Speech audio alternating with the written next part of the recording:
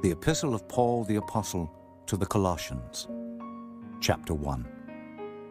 Paul, an apostle of Jesus Christ, by the will of God, and Timotheus our brother, to the saints and faithful brethren in Christ, which are at Colossae, grace be unto you, and peace from God our Father, and the Lord Jesus Christ. We give thanks to God and the Father of our Lord Jesus Christ, praying always for you, since we heard of your faith in Christ Jesus, and of the love which ye have to all the saints, for the hope which is laid up for you in heaven, whereof ye heard before in the word of the truth of the gospel, which is come unto you, as it is in all the world, and bringeth forth fruit, as it doth also in you, since the day ye heard of it, and knew the grace of God in truth. As ye also learned of Epaphras, our dear fellow servant, who is for you a faithful minister of Christ, who also declared unto us your love in the Spirit. For this cause we also, since the day we heard it, do not cease to pray for you, and to desire that ye might be filled with the knowledge of his will in all wisdom and spiritual understanding, that ye might walk worthy of the Lord unto all pleasing, being fruitful in every good work, and increasing in the knowledge of God, strengthened with all might according to his glorious power, unto all patience and long-suffering with joyfulness, giving thanks unto the Father, which hath made us meet to be partakers of the inheritance of the saints in light, who hath delivered us from the power of darkness, and hath translated us into the kingdom of his dear Son, in whom we have redemption through his blood, even the forgiveness of sins, who is the image of the invisible God, the firstborn of every creature. For by him were all things created, that are in heaven and that are in earth, visible and invisible, whether they be thrones or dominions or principalities or powers. All things were created by him and for him, and he is before all things, and by him all things consist. And he is the head of the body, the church, who is the beginning, the firstborn from the dead, that in all things he might have the preeminence. For it pleased the Father that in him should all fullness dwell. And having made peace through the blood of his cross, by him to reconcile all things unto himself. By him, I say, whether they be things in earth or things in heaven. And you, that were sometime alienated and enemies in your mind by wicked works, yet now hath he reconciled, in the body of his flesh, through death, to present you holy and unblameable and unreprovable in his sight, if ye continue in the faith, grounded and settled, and be not moved away from the hope of the gospel which ye have heard, and which was preached to every creature which is under heaven, whereof I, Paul, am made a minister, who now rejoice in my sufferings for you, and fill up that which is behind of the afflictions of Christ in my flesh for his body's sake, which is the church, whereof I am made a minister, according to the dispensation of God, which is given to me for you, to fulfill the word of God, even the mystery which hath been hid from ages and from generations, but now is made manifest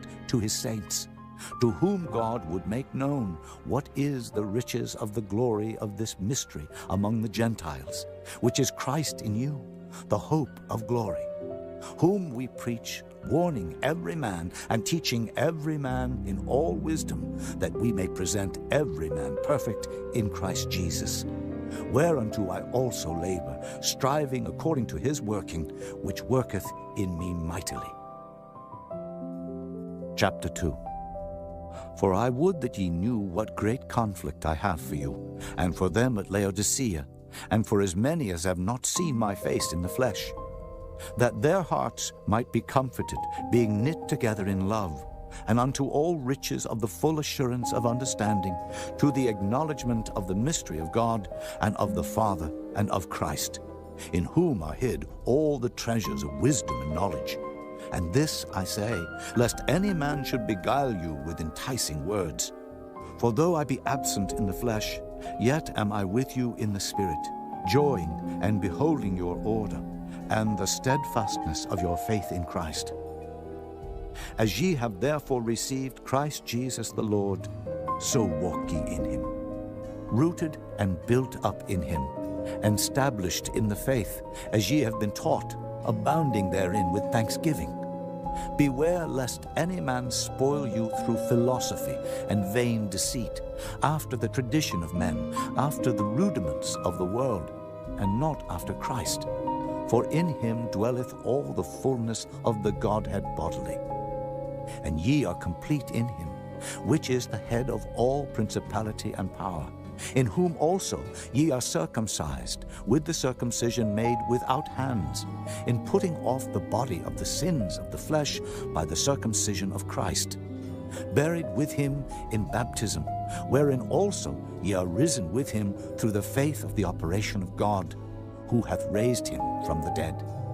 And you being dead in your sins, and the uncircumcision of your flesh, hath he quickened together with him, having forgiven you all trespasses, blotting out the handwriting of ordinances that was against us, which was contrary to us, and took it out of the way, nailing it to his cross.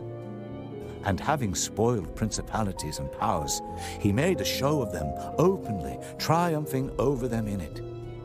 Let no man therefore judge you in meat, or in drink, or in respect of an holy day, or of the new moon, or of the Sabbath days, which are a shadow of things to come, but the body is of Christ. Let no man beguile you of your reward in a voluntary humility and worshipping of angels, intruding into those things which he hath not seen, vainly puffed up by his fleshly mind, and not holding the head, from which all the body by joints and bands, having nourishment ministered and knit together, increaseth with the increase of God. Wherefore, if ye be dead with Christ from the rudiments of the world, why, as though living in the world, are ye subject to ordinances? Touch not, taste not, handle not, which all are to perish with the using, after the commandments and doctrines of men, which things have indeed a show of wisdom in will worship, and humility, and neglecting of the body, not in any honor to the satisfying of the flesh. Chapter 3. If ye then be risen with Christ, seek those things which are above, where Christ sitteth on the right hand of God. Set your affection on things above, not on things on the earth. For ye are dead, and your life is hid with Christ in God. When Christ, who is our life, shall appear, then shall ye also appear with him in glory. Mortify therefore your members which are upon the earth: fornication, uncleanness, inordinate affection, evil concupiscence, and covetousness, which is idolatry. For which things' sake the wrath of God cometh on the children of disobedience, in the which ye also walked sometime, when ye lived in them. But now ye also put off all these: anger, wrath, malice, blasphemy, filthy communication out of your mouth. Lie not one to another, seeing that ye have put off the old man with his deeds, and have put on the new man, which is renewed in knowledge after the image of him that created him, where there is neither Greek nor Jew, circumcision nor uncircumcision, barbarian, Scythian, bond nor free, but Christ is all and in all. Put on, therefore, as the elect of God, holy and beloved, bowels of mercies, kindness, humbleness of mind, meekness, long-suffering, forbearing one another, and forgiving one another, if any man have a quarrel against any. Even as Christ forgave you, so also do ye. And above all these things put on charity, which is the bond of perfectness. And let the peace of God rule in your hearts, to the which also ye are called in one body. And be ye thankful. Let the word of Christ dwell in you richly in all wisdom, teaching and admonishing one another in psalms and hymns and spiritual songs, singing with grace in your hearts to the Lord. And whatsoever ye do in word or deed, do all in the name of the Lord Jesus, giving thanks to God and the Father by him. Wives, submit yourselves unto your own husbands, as it is fit in the Lord. Husbands, love your wives, and be not bitter against them. Children, obey your parents in all things, for this is well-pleasing unto the Lord. Fathers, provoke not your children to anger, lest they be discouraged. Servants, obey in all things your masters according to the flesh, not with eye service as men-pleasers, but in singleness of heart, fearing God. And whatsoever ye do, do it heartily, as to the Lord, and not unto men, knowing that of the Lord ye shall receive the reward of the inheritance, for ye serve the Lord Christ. But he that doeth wrong shall receive for the wrong which he hath done, and there is no respect of persons. Chapter 4. Masters, give unto your servants that which is just and equal, knowing that ye also have a master in heaven. Continue in prayer, and watch in the same with thanksgiving, with all praying also for us, that God would open unto us a door of utterance to speak the mystery of Christ, for which I am also in bonds, that I may make it manifest as I ought to speak. Walk in wisdom toward them that are without, redeeming the time. Let your speech be always with grace, seasoned with salt, that ye may know how ye ought to answer every man. All my state shall Tychicus declare unto you, who is a beloved brother and a faithful minister and fellow servant in the Lord, whom I have sent unto you for the same purpose, that he might know your estate and comfort your hearts.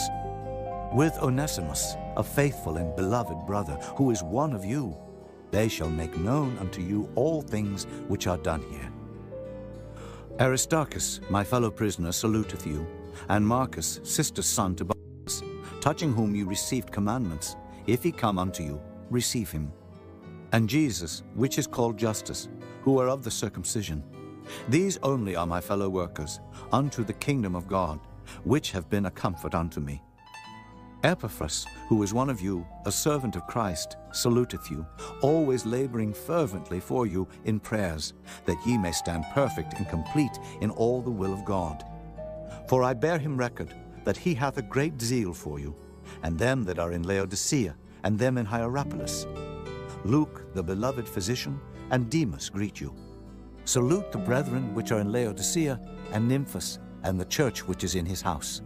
And when this epistle is read among you, cause that it be read also in the church of the Laodiceans, and that ye likewise read the epistle from Laodicea.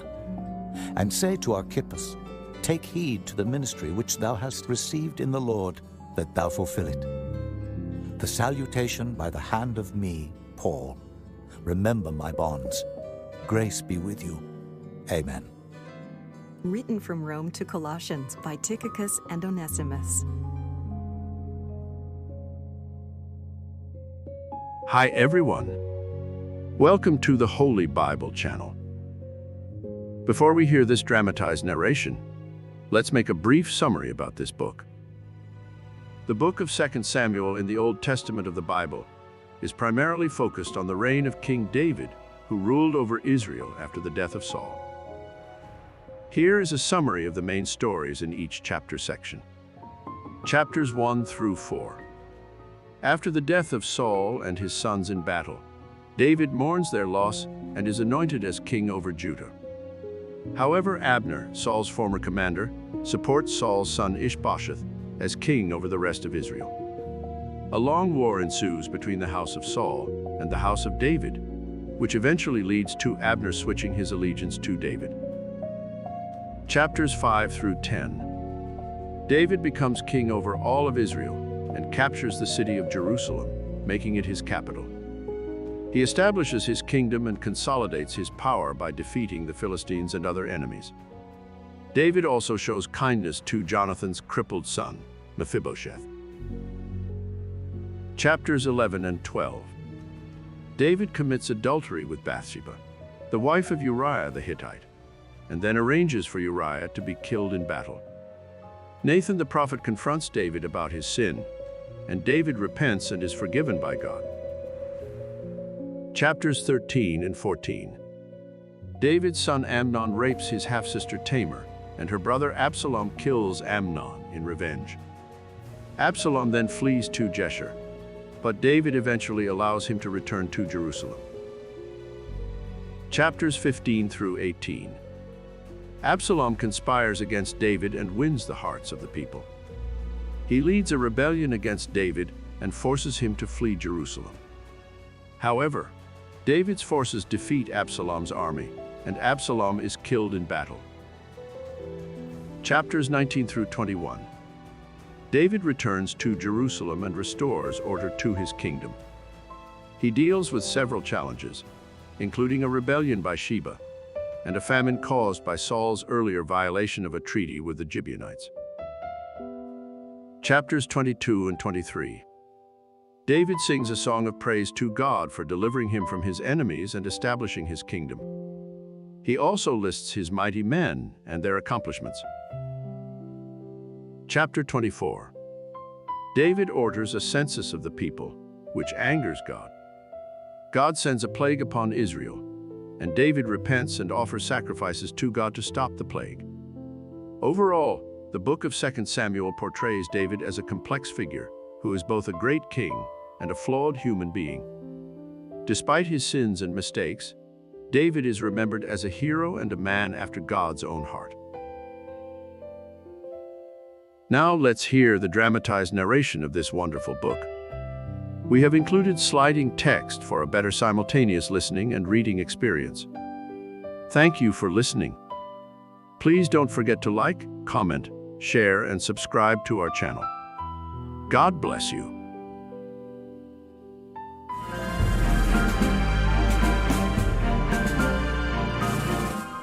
Second Samuel. 2 Samuel, chapter 1. Saul was dead. Meanwhile, David had defeated the Amalekites and returned to Ziklag.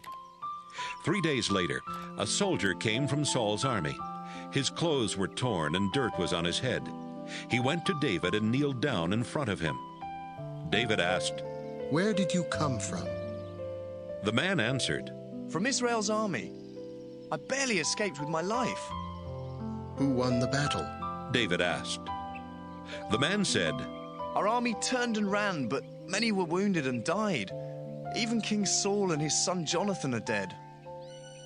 David asked, "How do you know Saul and Jonathan are dead?" The young man replied, "I was on Mount Gilboa, and I saw King Saul leaning on his spear. The enemy's war chariots and cavalry were closing in on him. When he turned around and saw me, he called me over. I went and asked what he wanted. Saul asked me, 'Who are you?' 'An Amalekite,' I answered. Then he said, 'Kill me, I'm dying, and I'm in terrible pain.' So I killed him. I knew he was too badly wounded to live much longer. Then I took his crown and his armband, and I brought them to you, your majesty. Here they are." Right away, David and his soldiers tore their clothes in sorrow. They cried all day long and would not eat anything. Everyone was sad because Saul, his son Jonathan, and many of the Lord's people had been killed in the battle. David asked the young man, "Where is your home?" The man replied, "My father is an Amalekite, but we live in Israel." David said to him, "Why weren't you afraid to kill the Lord's chosen king? And you even told what you did. It's your own fault that you're going to die." Then David told one of his soldiers, "Come here and kill this man." David sang a song in memory of Saul and Jonathan, and he ordered his men to teach the song to everyone in Judah. He called it the Song of the Bow, and it can be found in the book of Jasher. This is the song.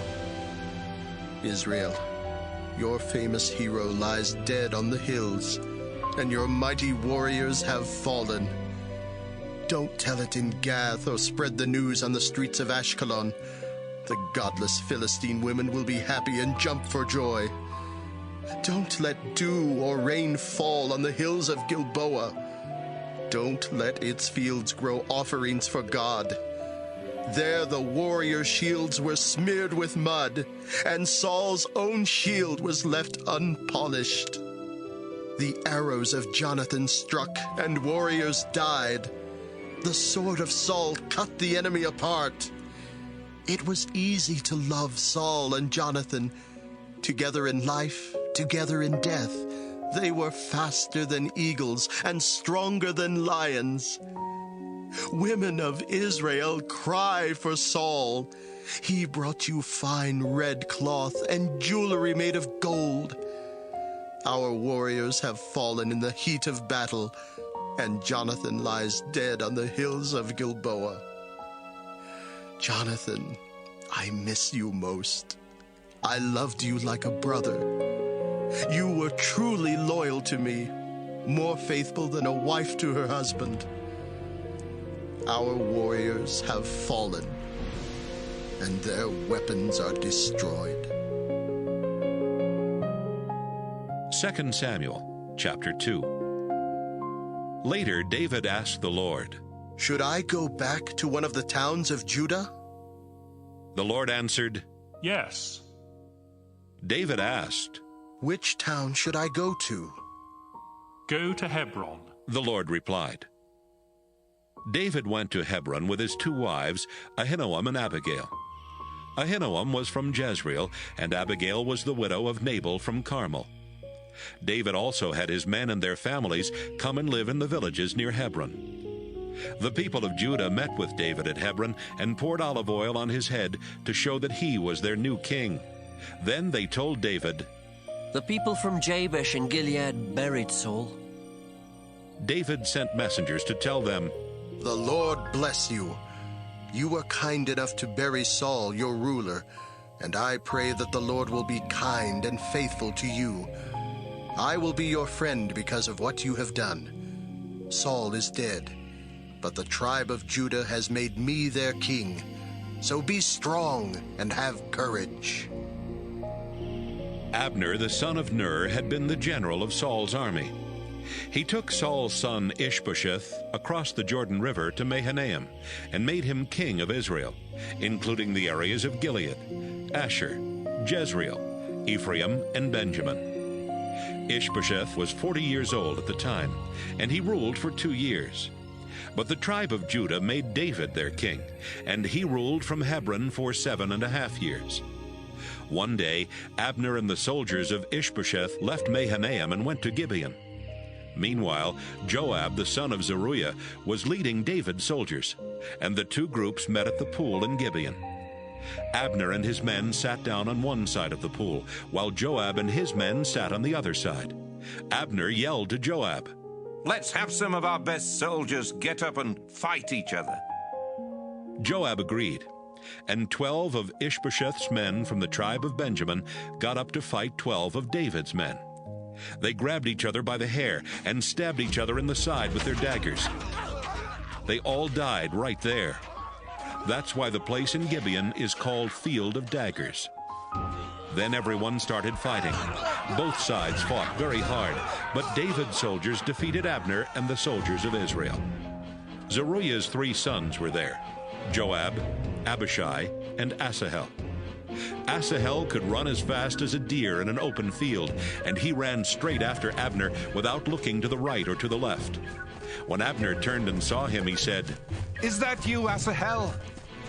Asahel answered, Yes, it is.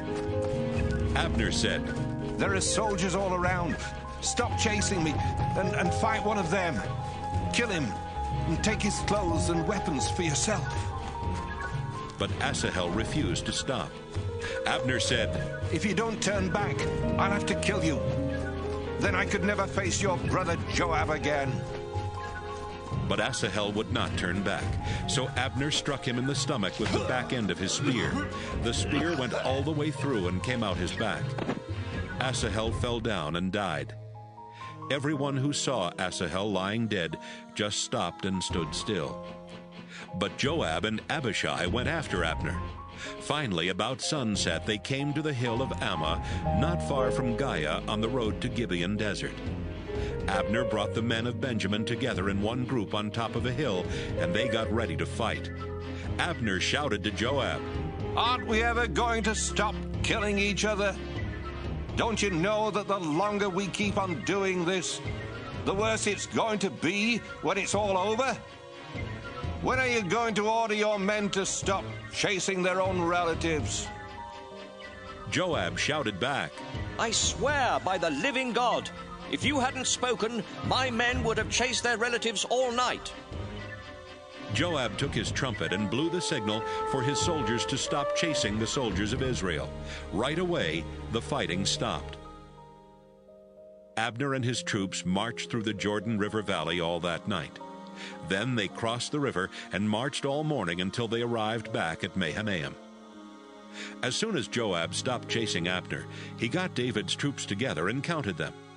There were 19 missing besides Asahel. But David's soldiers had killed 360 of Abner's men from the tribe of Benjamin. Joab and his troops carried Asahel's body to Bethlehem and buried him in the family burial place. Then they marched all night and reached Hebron before sunrise. 2 Samuel chapter 3. This battle was the beginning of a long war between the followers of Saul and the followers of David. Saul's power grew weaker, but David's grew stronger. Several of David's sons were born while he was living in Hebron. His oldest son was Amnon, whose mother was Ahinoam from Jezreel. David's second son was Kileab, whose mother was Abigail, who had been married to Nabal from Carmel. Absalom was the third. His mother was Maacah, the daughter of King Talmai of Geshur. The fourth was Adonijah, whose mother was Haggith. The fifth was Shephatiah, whose mother was Abital. The sixth was Ithream, whose mother was Eglah, another one of David's wives. As the war went on between the families of David and Saul, Abner was gaining more power than ever in Saul's family. He had even slept with a wife of Saul by the name of Rizpah, the daughter of Aiah. But Saul's son Ishbosheth told Abner, You shouldn't have slept with one of my father's wives. Abner was very angry at what Ishbosheth had said, and he told Ishbosheth, Am I some kind of worthless dog from Judah?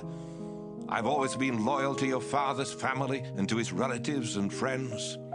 I haven't turned you over to David, and yet you talk to me as if I've committed a crime with this woman. I ask God to punish me if I don't help David get what the Lord promised him. God said that he wouldn't let anyone in Saul's family ever be king again, and that David would be king instead. He also said that David would rule both Israel and Judah, all the way from Dan in the north to Beersheba in the south. Ishbosheth was so afraid of Abner that he could not even answer. Abner sent some of his men to David with this message. You should be the ruler of the whole nation. If you make an agreement with me, I will persuade everyone in Israel to make you their king. David sent this message back. Good. I'll make an agreement with you. But before I will even talk with you about it, you must get Saul's daughter Michal back for me. David sent a few of his officials to Ishbosheth to give him this message. Give me back my wife Michal. I killed 100 Philistines so I could marry her. Ishbosheth sent some of his men to take Michal away from her new husband, Paltiel, the son of Laish. Paltiel followed Michal and the men all the way back to Bahurim, crying as he walked.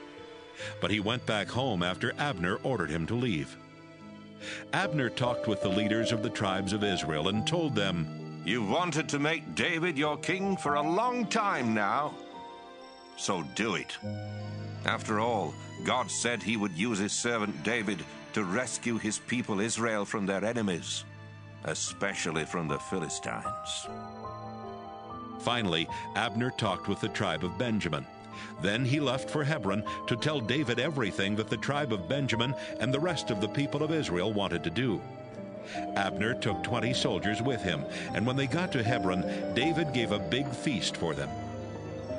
After the feast, Abner said, Your Majesty, let me leave now and bring Israel here to make an agreement with you. You'll be king of the whole nation, just as you've been wanting. David told Abner he could leave, and he left without causing any trouble. Soon after Abner had left Hebron, Joab and some of David's soldiers came back, bringing a lot of things they had taken from an enemy village. Right after they arrived, someone told Joab, Abner visited the king, and the king let him go. Abner even left without causing any trouble. Joab went to David and said, What have you done? Abner came to you and you let him go. Now he's long gone. You know Abner, he came to trick you. He wants to find out how strong your army is and to know everything you're doing. Joab left David. Then he sent some messengers to catch up with Abner. They brought him back from the well at Sirah, but David did not know anything about it. When Abner returned to Hebron, Joab pretended he wanted to talk privately with him. So he took Abner into one of the small rooms that were part of the town gate and stabbed him in the stomach. Joab killed him because Abner had killed Joab's brother Asahel. David heard how Joab had killed Abner, and he said, I swear to the Lord that I am completely innocent of Abner's death. Joab and his family are the guilty ones. I pray that Joab's family will always be sick with sores and other skin diseases. May they all be cowards, and may they die in war or starve to death. Joab and his brother Abishai killed Abner because he had killed their brother Asahel in the battle at Gibeon. David told Joab and everyone with him, Show your sorrow by tearing your clothes and wearing sackcloth.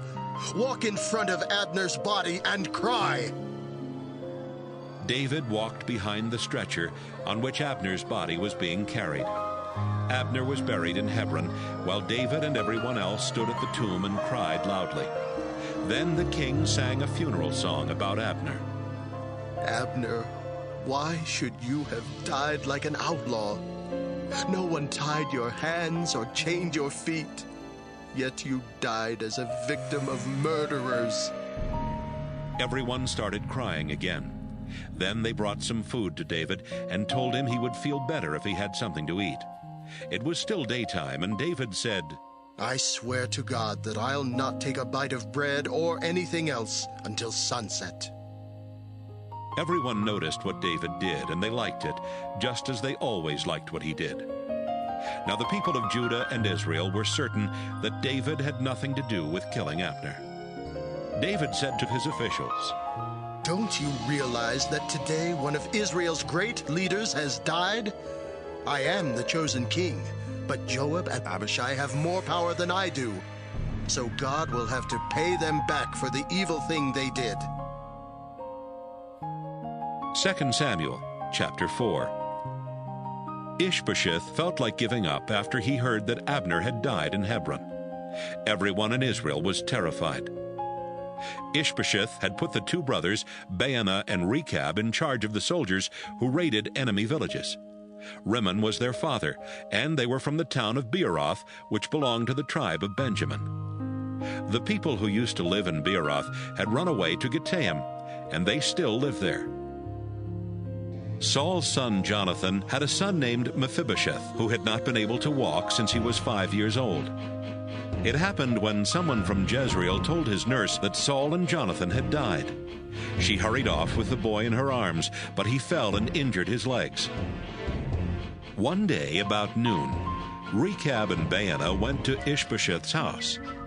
It was a hot day, and he was resting in his bedroom. The two brothers went into the house, pretending to get some flour. But once they were inside, they stabbed Ishbosheth in the stomach and killed him. Then they cut off his head and took it with them. Rechab and Baanah walked through the Jordan River Valley all night long. Finally, they turned west and went to Hebron. They went in to see David and told him, Your Majesty, here is the head of Ishbosheth, the son of your enemy Saul, who tried to kill you. The Lord has let you get even with Saul and his family. David answered, I swear that only the Lord rescues me when I am in trouble. When a man came to Ziklag and told me that Saul was dead, he thought he deserved a reward for bringing good news. But I grabbed him and killed him. You evil men have done something much worse than he did. You've killed an innocent man in his own house and on his own bed. I'll make you pay for that. I'll wipe you from the face of the earth. Then David said to his troops, Kill these two brothers. Cut off their hands and feet and hang their bodies by the pool in Hebron. But bury Ishbosheth's head in Abner's tomb near Hebron. And they did. 2 Samuel, chapter 5. Israel's leaders met with David at Hebron and said, "We are your relatives. Even when Saul was king, you led our nation in battle, and the Lord promised that someday you would rule Israel and take care of us like a shepherd." During the meeting, David made an agreement with the leaders and asked the Lord to be their witness. Then the leaders poured olive oil on David's head to show that he was now the king of Israel. David was 30 years old when he became king, and he ruled for 40 years. He lived in Hebron for the first 7.5 years and ruled only Judah. Then he moved to Jerusalem, where he ruled both Israel and Judah for 33 years. The Jebusites lived in Jerusalem, and David led his army there to attack them. The Jebusites did not think he could get in, so they told him, "You can't get in here. We could run you off, even if we couldn't see or walk." David told his troops, "You will have to go up through the water tunnel to get those Jebusites. I hate people like them who can't walk or see." That's why there is still a rule that says, "Only people who can walk and see are allowed in the temple." David captured the fortress on Mount Zion. Then he moved there and named it David's City. He had the city rebuilt, starting with the landfill to the east. David became a great and strong ruler because the Lord all-powerful was on his side. King Hiram of Tyre sent some officials to David. Carpenters and stoneworkers came with them, and they brought cedar logs so they could build David a palace. David knew that the Lord had made him king of Israel and that he had made him a powerful ruler for the good of his people. After David left Hebron and moved to Jerusalem, he married many women from Jerusalem, and he had a lot of children. His sons who were born there were Shemua, Shobab, Nathan, Solomon, Ibhar, Elishua, Nepheg, Japhiah, Elishama, Eliada, and Eliphalet. The Philistines heard that David was now king of Israel, and they came into the hill country to try and capture him. But David found out and went into his fortress, so the Philistines camped in Rephaim Valley. David asked the Lord, "Should I attack the Philistines? Will you let me win?" The Lord told David, "Attack. I will let you win." David attacked the Philistines and defeated them. Then he said, "I watched the Lord break through my enemies like a mighty flood." So he named the place, "The Lord Broke Through." David and his troops also carried away the idols that the Philistines had left behind. Sometime later, the Philistines came back into the hill country and camped in Rephaim Valley.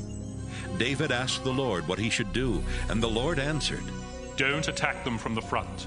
Circle around behind and attack from among the balsam trees. Wait until you hear a sound like troops marching through the tops of the trees. Then attack quickly. That sound will mean I have marched out ahead of you to fight the Philistine army." David obeyed the Lord and defeated the Philistines. He even chased them all the way from Geba to the entrance to Gezer. 2 Samuel, chapter 6.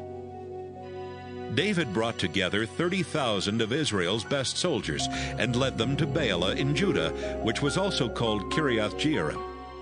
They were going there to get the sacred chest and bring it back to Jerusalem. The throne of the Lord All-Powerful is above the winged creatures on top of this chest, and he is worshipped there. They put the sacred chest on a new ox cart and started bringing it down the hill from Abinadab's house. Abinadab's sons Uzzah and Ahio were guiding the ox cart, with Ahio walking in front of it.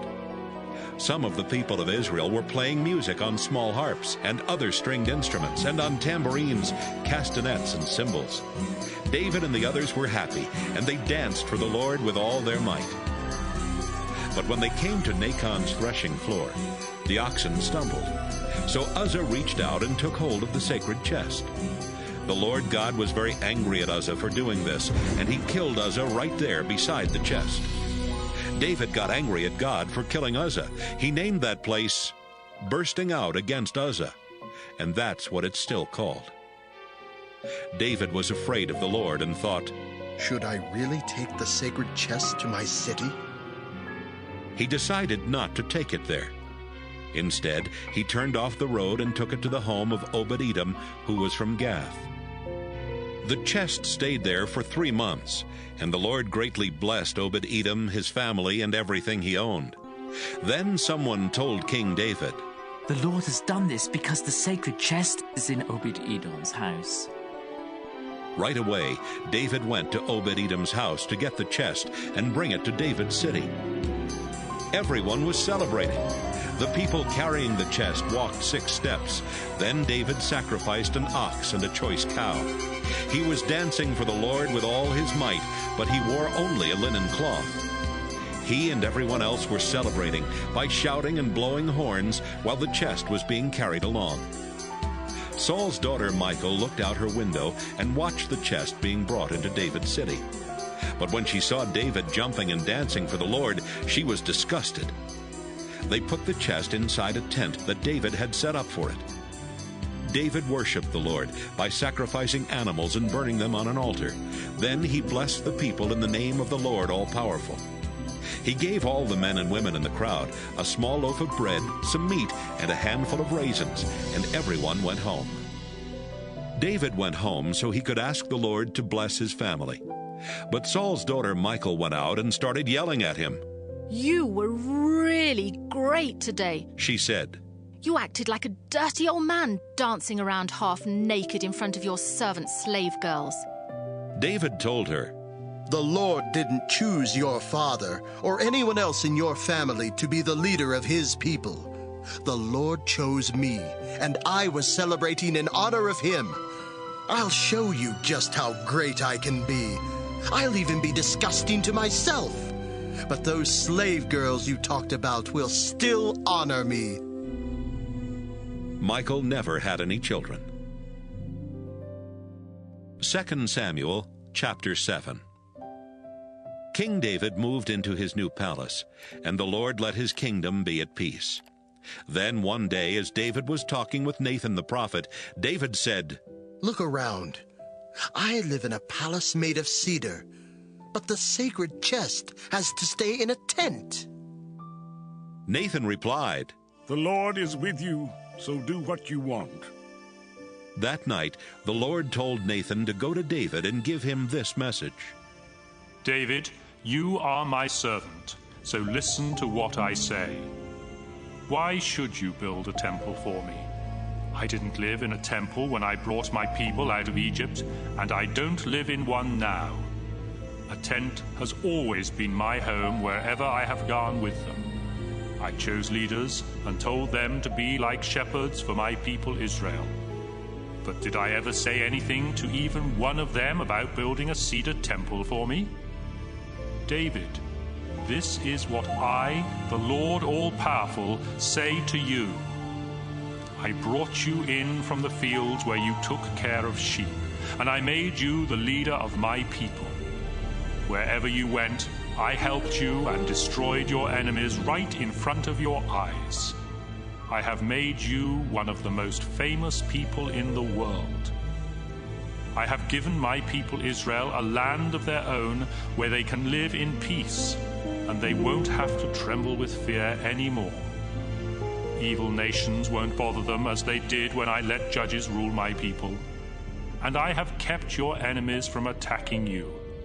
Now I promise that you and your descendants will be kings.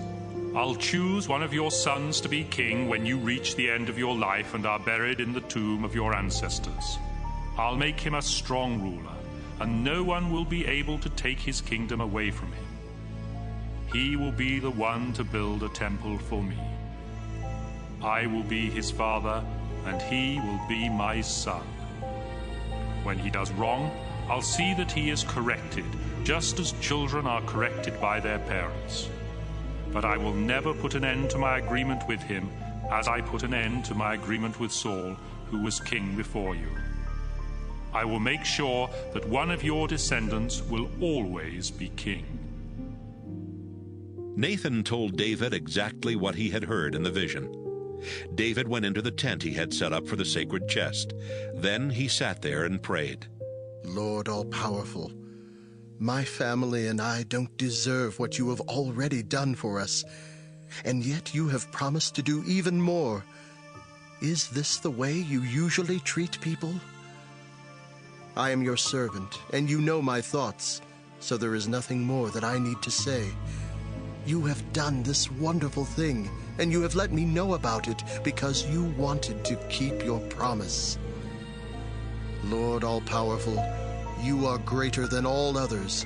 No one is like you, and you alone are God.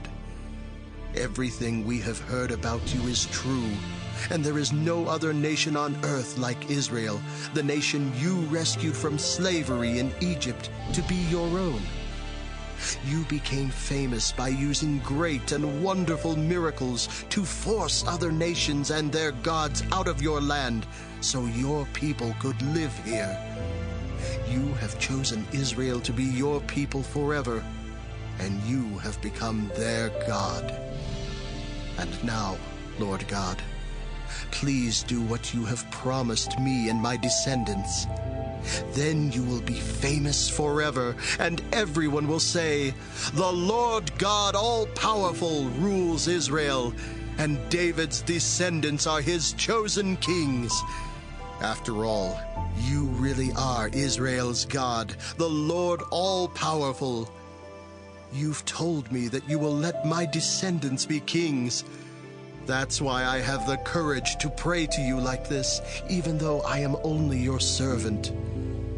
Lord all-powerful, you are God. You have promised me some very good things, and you can be trusted to do what you promise. Please bless my descendants, and let them always be your chosen kings. You have already promised, and I'm sure that you will bless my family forever.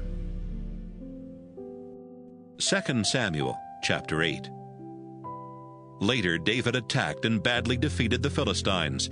Israel was now free from their control.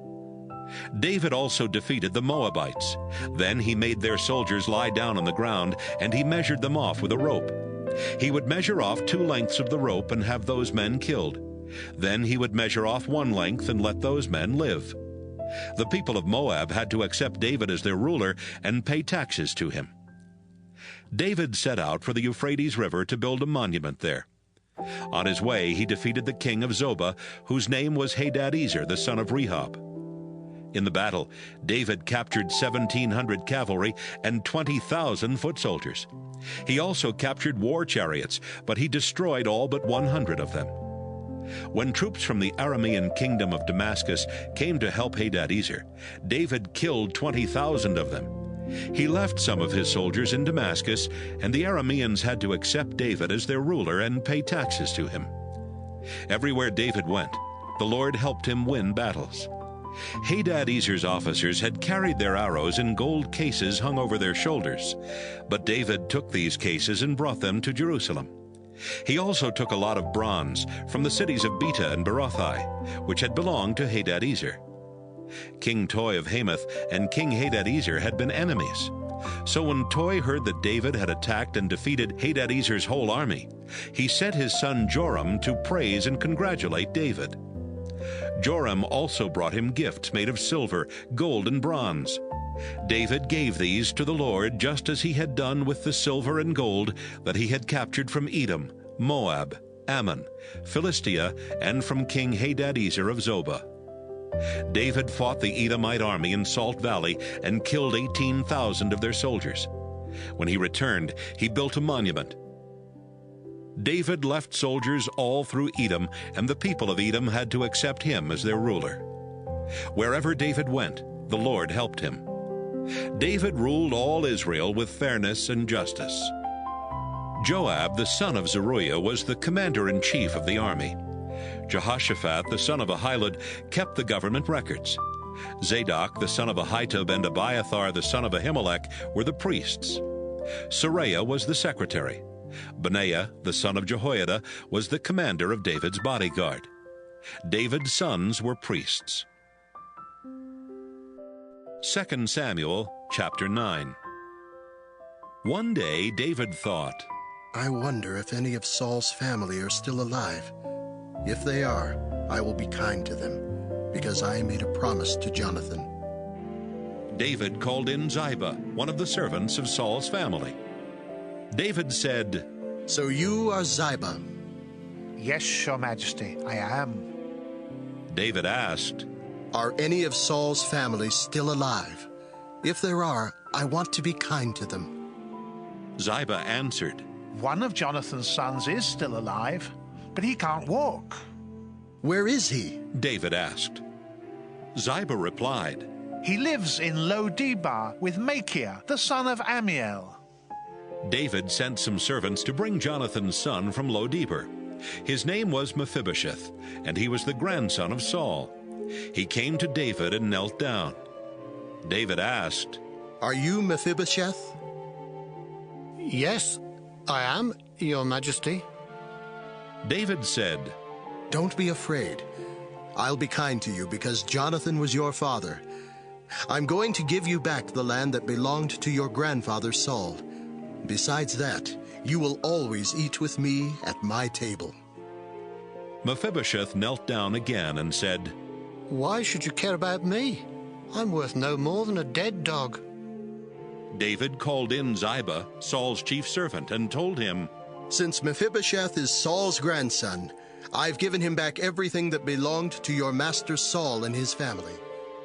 You and your 15 sons and 20 servants will work for Mephibosheth. You will farm his land and bring in his crops, so that Saul's family and servants will have food. But Mephibosheth will always eat with me at my table.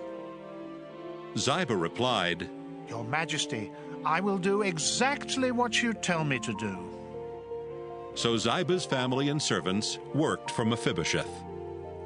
Mephibosheth was lame, but he lived in Jerusalem and ate at David's table, just like one of David's own sons. And he had a young son of his own named Micah. 2 Samuel chapter 10. Sometime later, King Nahash of Ammon died, and his son Hanun became king. David said, Nahash was kind to me, and I will be kind to his son. So he sent some officials to the country of Ammon to tell Hanun how sorry he was that his father had died.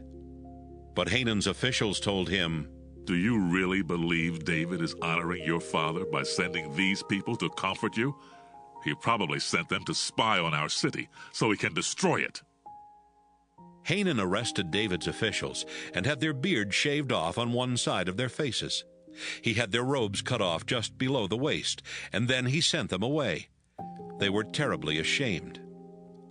When David found out what had happened to his officials, he sent a message and told them, Stay in Jericho until your beards grow back. Then you can come home. The Ammonites realized that they had made David very angry, so they hired more foreign soldiers. 20,000 of them were foot soldiers from the Aramean cities of Beth-rehob and Zobah. 1,000 were from the king of Maacah, and 12,000 were from the region of Tob.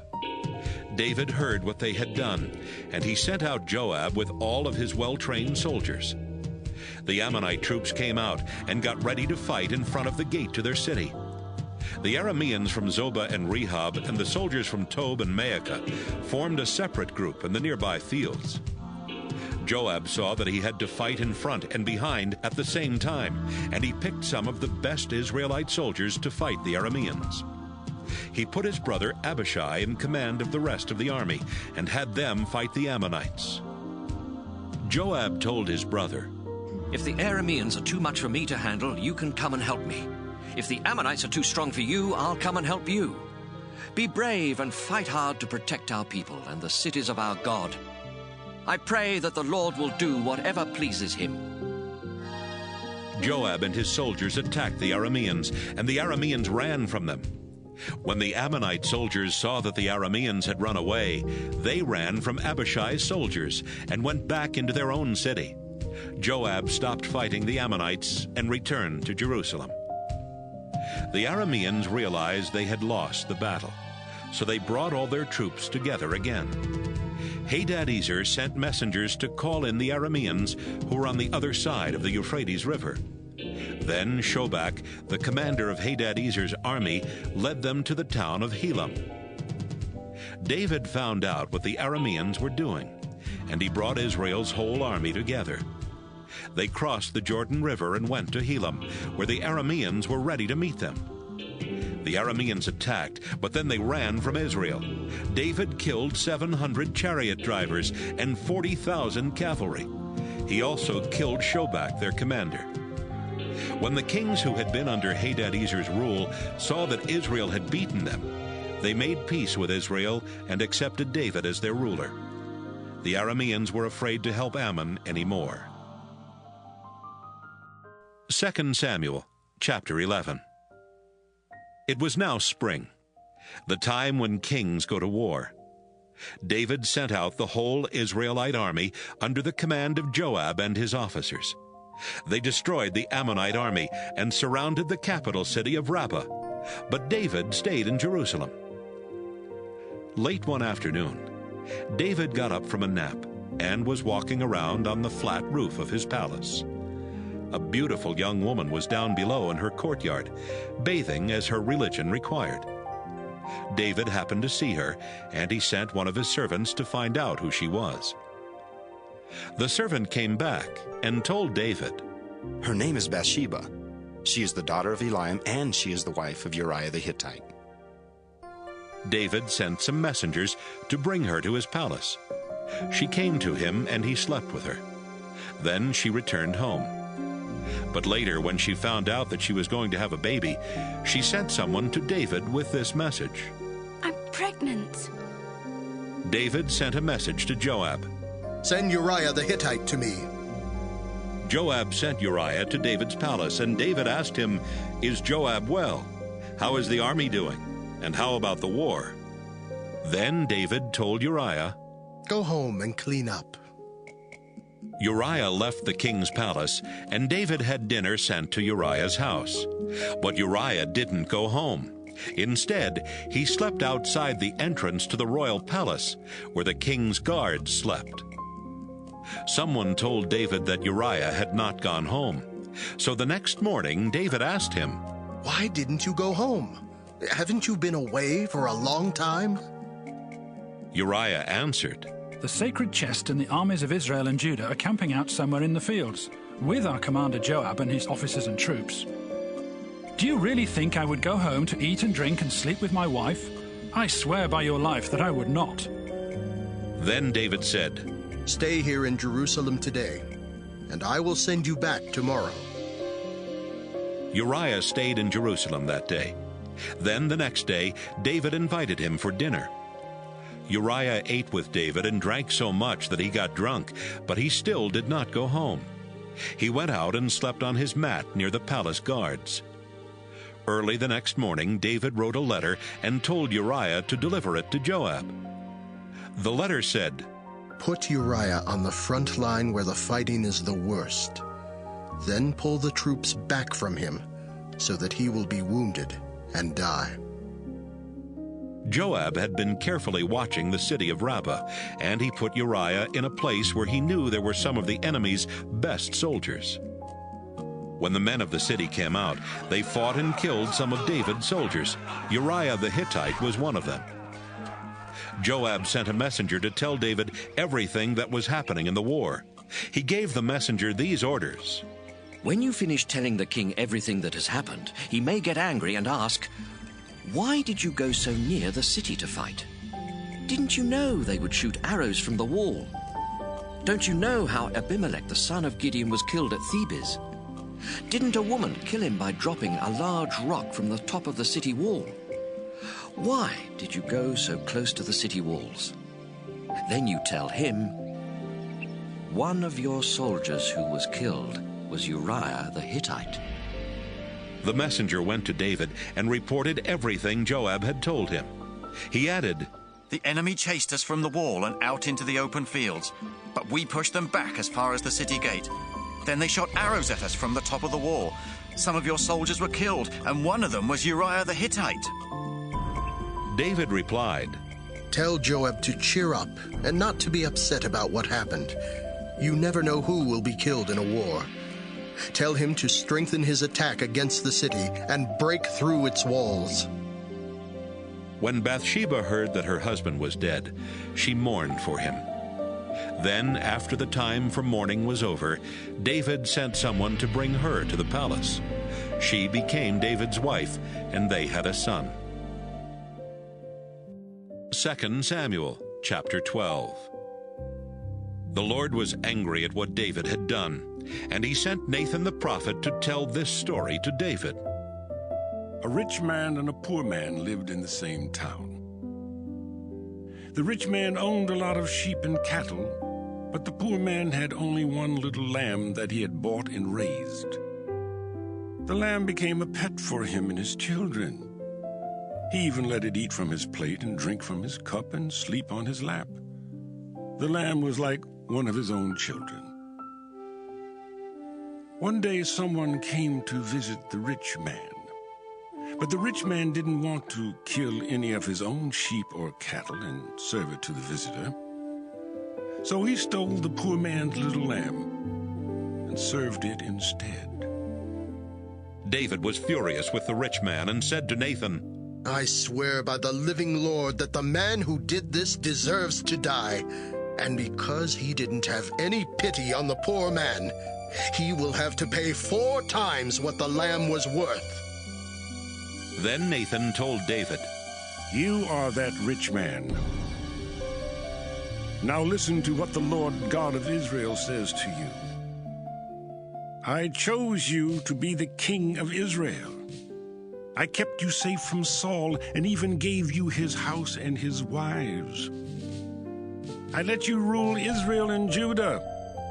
And if that had not been enough, I would have given you much more. Why did you disobey me and do such a horrible thing? You murdered Uriah the Hittite by having the Ammonites kill him so you could take his wife.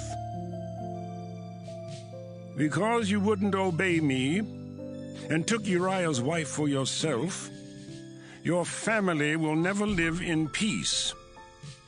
Someone from your own family will cause you a lot of trouble. And I will take your wives and give them to another man before your very eyes. He will go to bed with them while everyone looks on.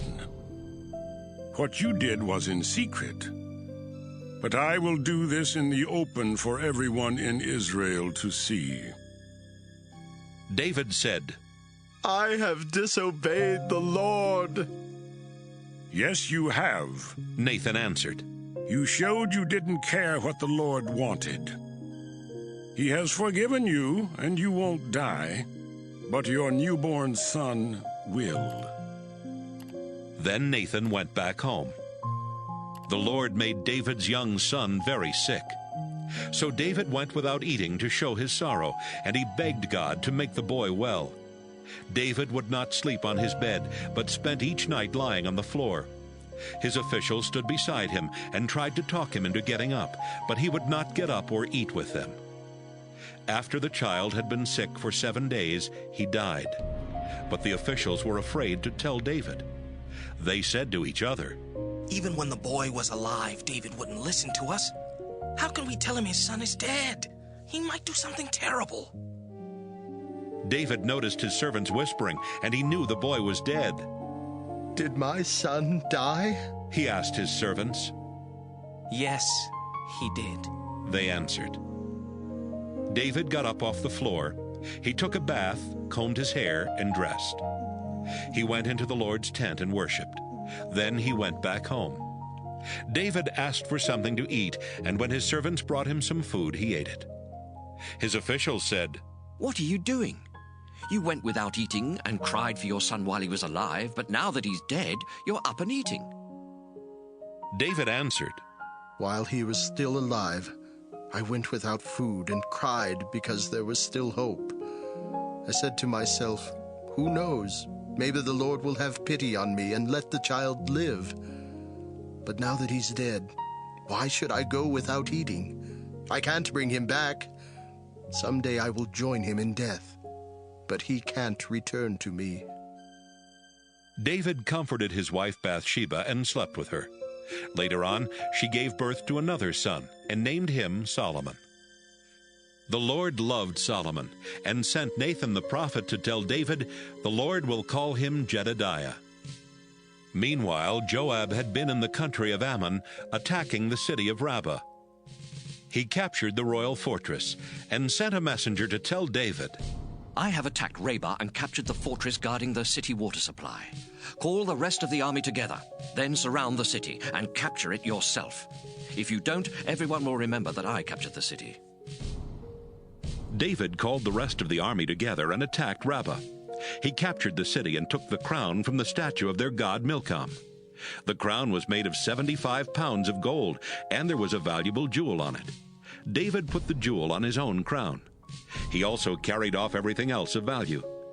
David made the people of Rabbah tear down the city walls with iron picks and axes, and then he put them to work making bricks. He did the same thing with all the other Ammonite cities. David went back to Jerusalem, and the people of Israel returned to their homes. 2 Samuel, chapter 13. David had a beautiful daughter named Tamar, who was the sister of Absalom. She was also the half-sister of Amnon, who fell in love with her. But Tamar was a virgin, and Amnon could not think of a way to be alone with her. He was so upset about it that he made himself sick. Amnon had a friend named Jonadab, who was the son of David's brother Shimeah. Jonadab always knew how to get what he wanted, and he said to Amnon, "What's the matter? You're the king's son. You shouldn't have to go around feeling sorry for yourself every morning." Amnon said, I'm in love with Tamar, my brother Absalom's sister. Jonadab told him, "Lie down on your bed and pretend to be sick. When your father comes to see you, ask him to send Tamar so you can watch her cook something for you. Then she can serve you the food." So Amnon went to bed and pretended to be sick. When the king came to see him, Amnon said, Please, ask Tamar to come over. She can make some special bread while I watch, and then she can serve me the bread. David told Tamar, "Go over to Amnon's house and fix him some food." When she got there, he was lying in bed. She mixed the dough, made the loaves, and baked them while he watched. Then she took the bread out of the pan and put it on his plate, but he refused to eat it. Amnon said, Send the servants out of the house. After they had gone, he said to Tamar, Serve the food in my bedroom.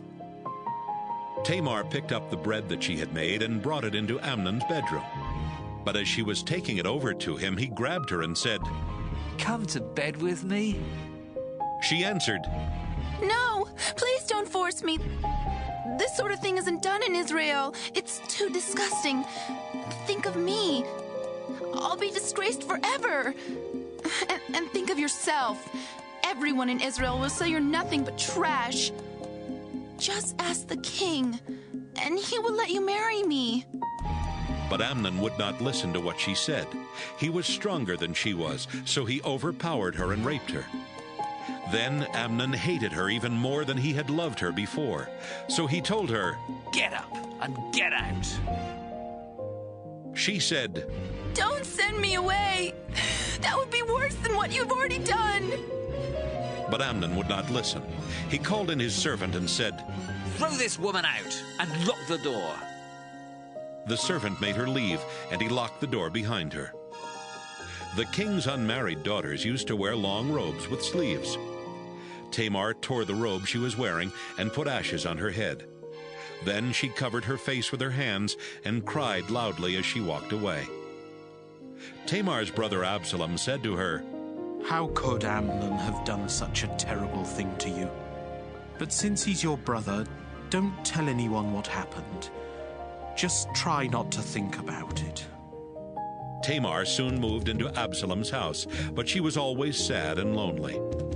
When David heard what had happened to Tamar, he was very angry. But Amnon was his oldest son and also his favorite, and David would not do anything to make Amnon unhappy. Absalom treated Amnon as though nothing had happened. But he hated Amnon for what he had done to his sister Tamar. 2 years later, Absalom's servants were cutting wool from his sheep in Baal-Hazor near the town of Ephraim, and Absalom invited all of the king's sons to be there. Then he went to David and said, "My servants are cutting the wool from my sheep. Please come and join us." David answered, "No, my son, we won't go. It would be too expensive for you." Absalom tried to get him to change his mind, but David did not want to go. He only said that he hoped they would have a good time. Absalom said, "If you won't go, at least let my brother Amnon come with us." David asked, "Why should he go with you?" But Absalom kept on insisting, and finally David let Amnon and all his other sons go with Absalom. Absalom prepared a banquet fit for a king, but he told his servants, "Keep an eye on Amnon. When he gets a little drunk from the wine and is feeling good, I'll give the signal, then kill him. I've commanded you to do it, so don't be afraid. Be strong and brave." Absalom's servants killed Amnon, just as Absalom had told them. The rest of the king's sons quickly rode away on their mules to escape from Absalom. While they were on their way to Jerusalem, someone told David, "Absalom has killed all of your sons. Not even one is left." David got up, and in his sorrow he tore his clothes and lay down on the ground. His servants remained standing, but they tore their clothes too. Then David's nephew Jonadab said, "Your Majesty, not all of your sons were killed. Only Amnon is dead. On the day that Amnon raped Tamar, Absalom decided to kill him. Don't worry about the report that all your sons were killed. Only Amnon is dead, and Absalom has run away." One of the guards noticed a lot of people coming along the hillside on the road to Horonaim. He went and told the king, "I saw some men coming along Horonaim Road." Jonadab said, "Your Majesty, look! Here come your sons now, just as I told you." No sooner had he said it than David's sons came in. They were weeping out loud, and David and all his officials cried just as loudly. David was sad for a long time because Amnon was dead. Absalom had run away to Geshur, where he stayed for 3 years with King Talmai, the son of Ammihud. David still felt so sad over the loss of Amnon that he wanted to take his army there and capture Absalom. 2 Samuel chapter 14. Joab knew that David couldn't stop thinking about Absalom, and he sent someone to bring in the wise woman who lived in Tekoa. Joab told her, "Put on funeral clothes and don't use any makeup. Go to the king and pretend you have spent a long time mourning the death of a loved one." Then he told her what to say. The woman from Tekoa went to David. She bowed very low and said, "Your Majesty, please help me." David asked, "What's the matter?" She replied, "My husband is dead, and I'm a widow. I had 2 sons, but they got into a fight out in the field where there was no one to pull them apart, and one of them killed the other. Now all of my relatives have come to me and said, 'Hand over your son. We're going to put him to death for killing his brother.' But what they really want is to get rid of him so they can take over our land. Please don't let them put out my only flame of hope. There won't be anyone left on this earth to carry on my husband's name." "Go on home," David told her. "I'll take care of this matter for you." The woman said, "I hope your decision doesn't cause any problems for you, but if it does, you can blame me." He said, "If anyone gives you any trouble, bring them to me, and it won't happen again." "Please," she replied, "swear by the Lord your God that no one will be allowed to kill my son." He said, "I swear by the living Lord that no one will touch even a hair on his head." Then she asked, "Your Majesty, may I say something?" "Yes," he answered. The woman said, "Haven't you been hurting God's people? Your own son had to leave the country. And when you judged in my favor, it was the same as admitting that you should have let him come back. We each must die and disappear like water poured out on the ground. But God doesn't take our lives. Instead, he figures out ways of bringing us back when we run away. Your Majesty, I came here to tell you about my problem because I was afraid of what someone might do to me. I decided to come to you because I thought you could help. In fact, I knew that you would listen and save my son and me from those who want to take the land that God gave us. I can rest easy now that you have given your decision. You know the difference between right and wrong just like an angel of God. And I pray that the Lord your God will be with you. Then David said to the woman, Now I'm going to ask you a question, and don't try to hide the truth. The woman replied, Please go ahead, Your Majesty. David asked, Did Joab put you up to this? The woman answered, Your Majesty, I swear by your life that no one can hide the truth from you. Yes, Joab did tell me what to say, but only to show you the other side of this problem. You must be as wise as the angel of God to know everything that goes on in this country. David turned to Joab and said, It seems that I have already given my decision. Go, and bring Absalom back. Joab bowed very low and said, Your Majesty, I thank you for giving your permission. It shows that you approve of me. Joab went to Geshur to get Absalom. But when they came back to Jerusalem, David told Joab, I don't want to see my son Absalom. Tell him to stay away from me.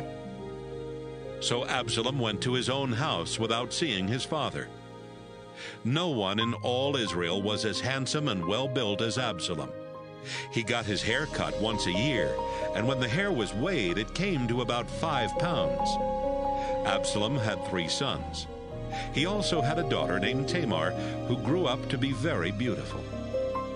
Absalom lived in Jerusalem for 2 years without seeing his father. He wanted Joab to talk to David for him. So one day he sent a message asking Joab to come over, but Joab refused. Absalom sent another message, but Joab still refused. Finally, Absalom told his servants, Joab's barley field is right next to mine. Go set it on fire. And they did. Joab went to Absalom's house and demanded, Why did your servant set my field on fire? Absalom answered, You didn't pay any attention when I sent for you. I want you to ask my father why he told me to come back from Geshur.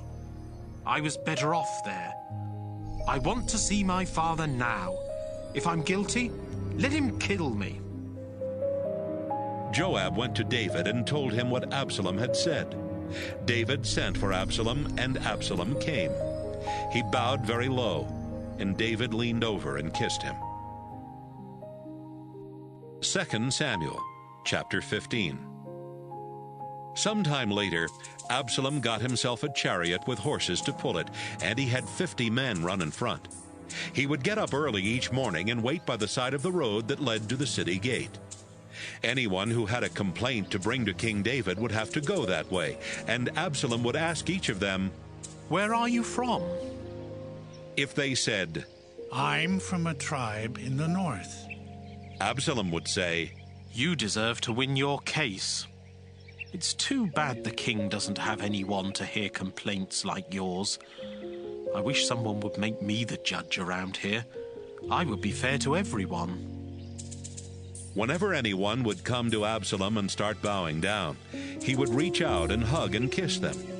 That's how he treated everyone from Israel who brought a complaint to the king.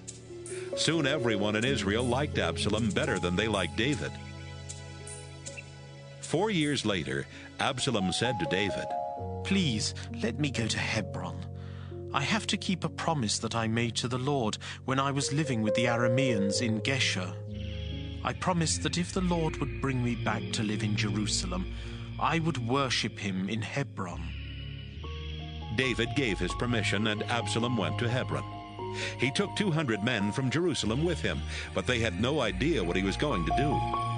Absalom offered sacrifices in Hebron and sent someone to Gilo to tell David's advisor Ahithophel to come. More and more people were joining Absalom and supporting his plot. Meanwhile, Absalom had secretly sent some messengers to the northern tribes of Israel. The messengers told everyone, "When you hear the sound of the trumpets, you must shout, 'Absalom now rules as king in Hebron.'" A messenger came and told David, "Everyone in Israel is on Absalom's side."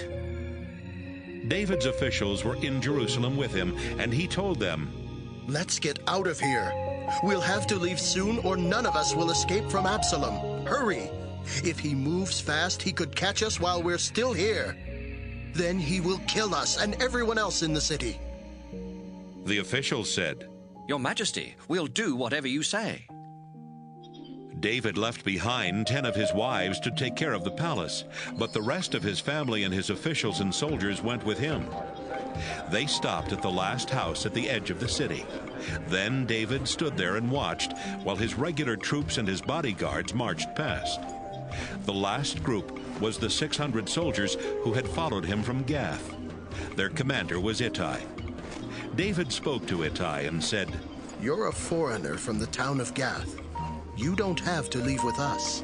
Go back and join the new king. You haven't been with me very long, so why should you have to follow me when I don't even know where I'm going? Take your soldiers and go back. I pray that the Lord will be kind and faithful to you."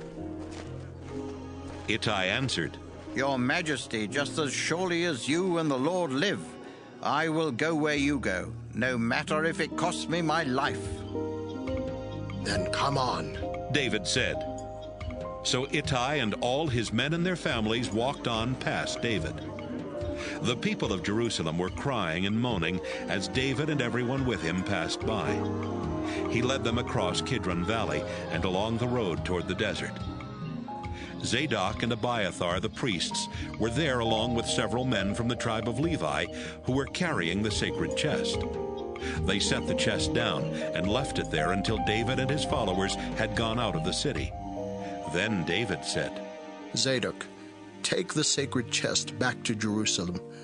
If the Lord is pleased with me, he will bring me back and let me see it and his tent again. But if he says he isn't pleased with me, then let him do what he knows is best." "Zadok, you are a good judge of things, so return to the city and don't cause any trouble. Take your son Ahimaaz with you. Abiathar and his son Jonathan will also go back. I'll wait at the river crossing in the desert until I hear from you." Zadok and Abiathar took the sacred chest back into Jerusalem and stayed there. David went on up the slope of the Mount of Olives. He was barefoot and crying, and he covered his head to show his sorrow.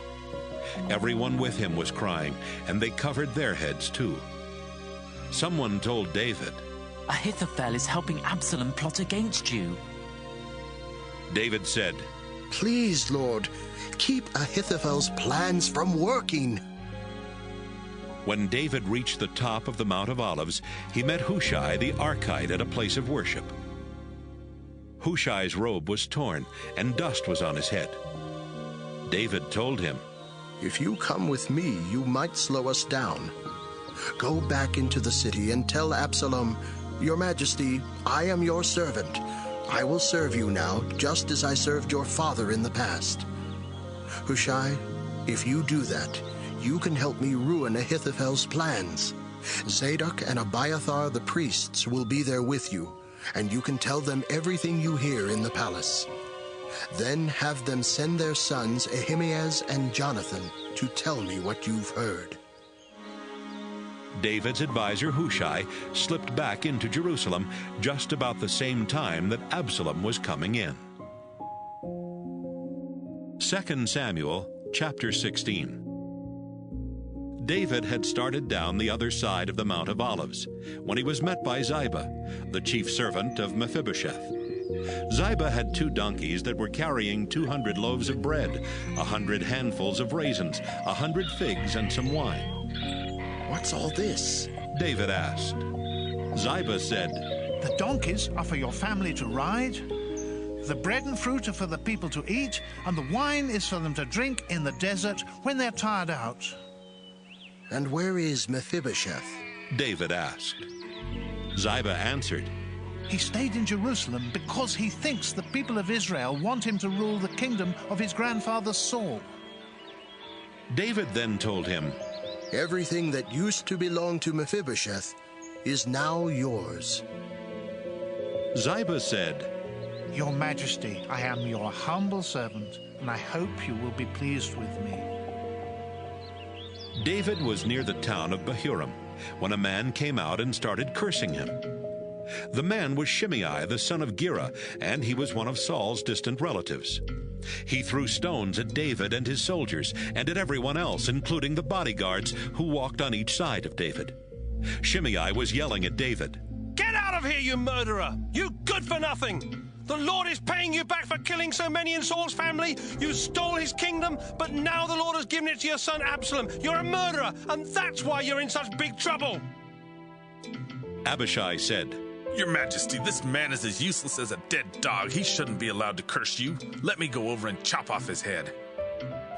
David replied, What will I ever do with you and your brother Joab? If Shimei is cursing me because the Lord has told him to, then who are you to tell him to stop? Then David said to Abishai and all his soldiers, My own son is trying to kill me. Why shouldn't this man from the tribe of Benjamin want me dead even more? Let him curse all he wants. Maybe the Lord did tell him to curse me. But if the Lord hears these curses and sees the trouble I'm in, maybe he will have pity on me instead. David and the others went on down the road. Shimei went along the hillside by the road, cursing and throwing rocks and dirt at them. When David and those with him came to the Jordan River, they were tired out. But after they rested, they felt much better. By this time, Absalom, Ahithophel, and the others had reached Jerusalem. David's friend Hushai came to Absalom and said, Long live the king! Long live the king! But Absalom asked Hushai, Is this how you show loyalty to your friend David? Why didn't you go with him? Hushai answered, The Lord and the people of Israel have chosen you to be king. I can't leave. I have to stay and serve the one they've chosen. Besides, it seems right for me to serve you, just as I served your father. Absalom turned to Ahithophel and said, Give us your advice. What should we do? Ahithophel answered, Some of your father's wives were left here to take care of the palace. You should have sex with them. Then everyone will find out that you have publicly disgraced your father. This will make you and your followers even more powerful. Absalom had set up a tent on the flat roof of the palace, and everyone watched as he went into the tent with his father's wives. Ahithophel gave such good advice in those days that both Absalom and David thought it had come straight from God. 2 Samuel chapter 17. Ahithophel said to Absalom, Let me choose 12,000 men and attack David tonight while he is tired and discouraged. He will panic, and everyone with him will run away. I won't kill anyone except David, since he's the one you want to get rid of. Then I'll bring the whole nation back to you like a bride coming home to her husband. This way there won't be a civil war. Absalom and all the leaders of the tribes of Israel agreed that Ahithophel had a good plan. Then Absalom said, Bring in Hushai the Archite. Let's hear what he has to say. Hushai came in, and Absalom told him what Ahithophel had planned. Then Absalom said, Should we do what he says? And damned if we shouldn't. Can you come up with anything better? Hushai said, This time, Ahithophel's advice isn't so good. You know that your father and his followers are real warriors. Right now, they're as fierce as a mother bear whose cubs have just been killed. Besides, your father has a lot of experience in fighting wars, and he won't be spending the night with the others. He has probably already found a hiding place in a cave or somewhere else. As soon as anyone hears that some of your soldiers have been killed, everyone will think your whole army has been destroyed. Then, even those who are as brave as a lion will lose their courage. All Israel knows what a great warrior your father is, and what brave soldiers he has. My advice is to gather all the fighting men of Israel from the town of Dan in the north, down to the town of Beersheba in the south. You will have more soldiers than there are grains of sand on the seashore. Absalom, you should lead them yourself, and we will all go to fight David wherever he is. We will fall on him just as dew falls and covers the ground. He and all his soldiers will die. If they go into a walled town, we will put ropes around that town and drag it into the river. We won't leave even one small piece of a stone. Absalom and the others liked Hushai's plan better than Ahithophel's plan. This was because the Lord had decided to keep Ahithophel's plan from working and to cause trouble for Absalom. Right away, Hushai went to Zadok and Abiathar. He told them what advice Ahithophel had given to Absalom and to the leaders of Israel. He also told them about the advice he had given. Then he said, Hurry, send someone to warn David not to spend the night on this side of the river. He must get across the river, so he and the others won't be wiped out. Jonathan and Ahimaaz had been waiting at Rogel's spring because they did not want to be seen in Jerusalem. A servant girl went to the spring and gave them the message for David. But a young man saw them and went to tell Absalom. So Jonathan and Ahimaaz left and hurried to the house of a man who lived in Bahurim. Then they climbed down into a well in the courtyard. The man's wife put the cover on the well and poured grain on top of it so the well could not be seen. Absalom's soldiers came to the woman and demanded, Where are Ahimaaz and Jonathan? The woman answered, They went across the stream. The soldiers went off to look for the two men, but when they did not find them, they went back to Jerusalem. After the soldiers had gone, Jonathan and Ahimaaz climbed out of the well. They went to David and said, Hurry, get ready to cross the river. Then they told him about Ahithophel's plan. David and the others got ready and started crossing the Jordan River. By sunrise, all of them were on the other side. When Ahithophel saw that Absalom and the leaders of Israel were not going to follow his advice, he saddled his donkey and rode back to his home in Gilo. He told his family and servants what to do. Then he hanged himself, and they buried him in his family's burial place. David went to the town of Mahanaim, and Absalom crossed the Jordan River with the army of Israel. Absalom put Amasa in Joab's place as commander of the army. Amasa's father was Ithra from the family of Ishmael, and his mother was Abigail, the daughter of Nahash, and the sister of Joab's mother, Zeruiah. The Israelites, under Absalom's command, set up camp in the region of Gilead. After David came to the town of Mahanaim, Shobai, the son of Nahash, came from Rabbah in Ammon. Maker, the son of Amiel, came from Lo-debar. And Barzillai the Gileadite came from Rogelim. Here is a list of what they brought: sleeping mats, blankets, bowls, pottery jars, wheat, barley, flour, roasted grain, beans, lentils, honey, yogurt, sheep, and cheese. They brought the food for David and the others because they knew that everyone would be hungry, tired, and thirsty from being out in the desert. 2 Samuel chapter 18. David divided his soldiers into groups of 100 and groups of 1,000. Then he chose officers to be in command of each group. He sent out 1/3 of his army under the command of Joab, another third under the command of Abishai the son of Zeruiah, and the rest under the command of Ittai from Gath. He told the soldiers, I'm going into battle with you. But the soldiers said, No, don't go into battle with us. It won't matter to our enemies if they make us all run away, or even if they kill half of us. But you are worth 10,000 of us. It would be better for you to stay in town and send help if we need it. David said, All right, if you think I should.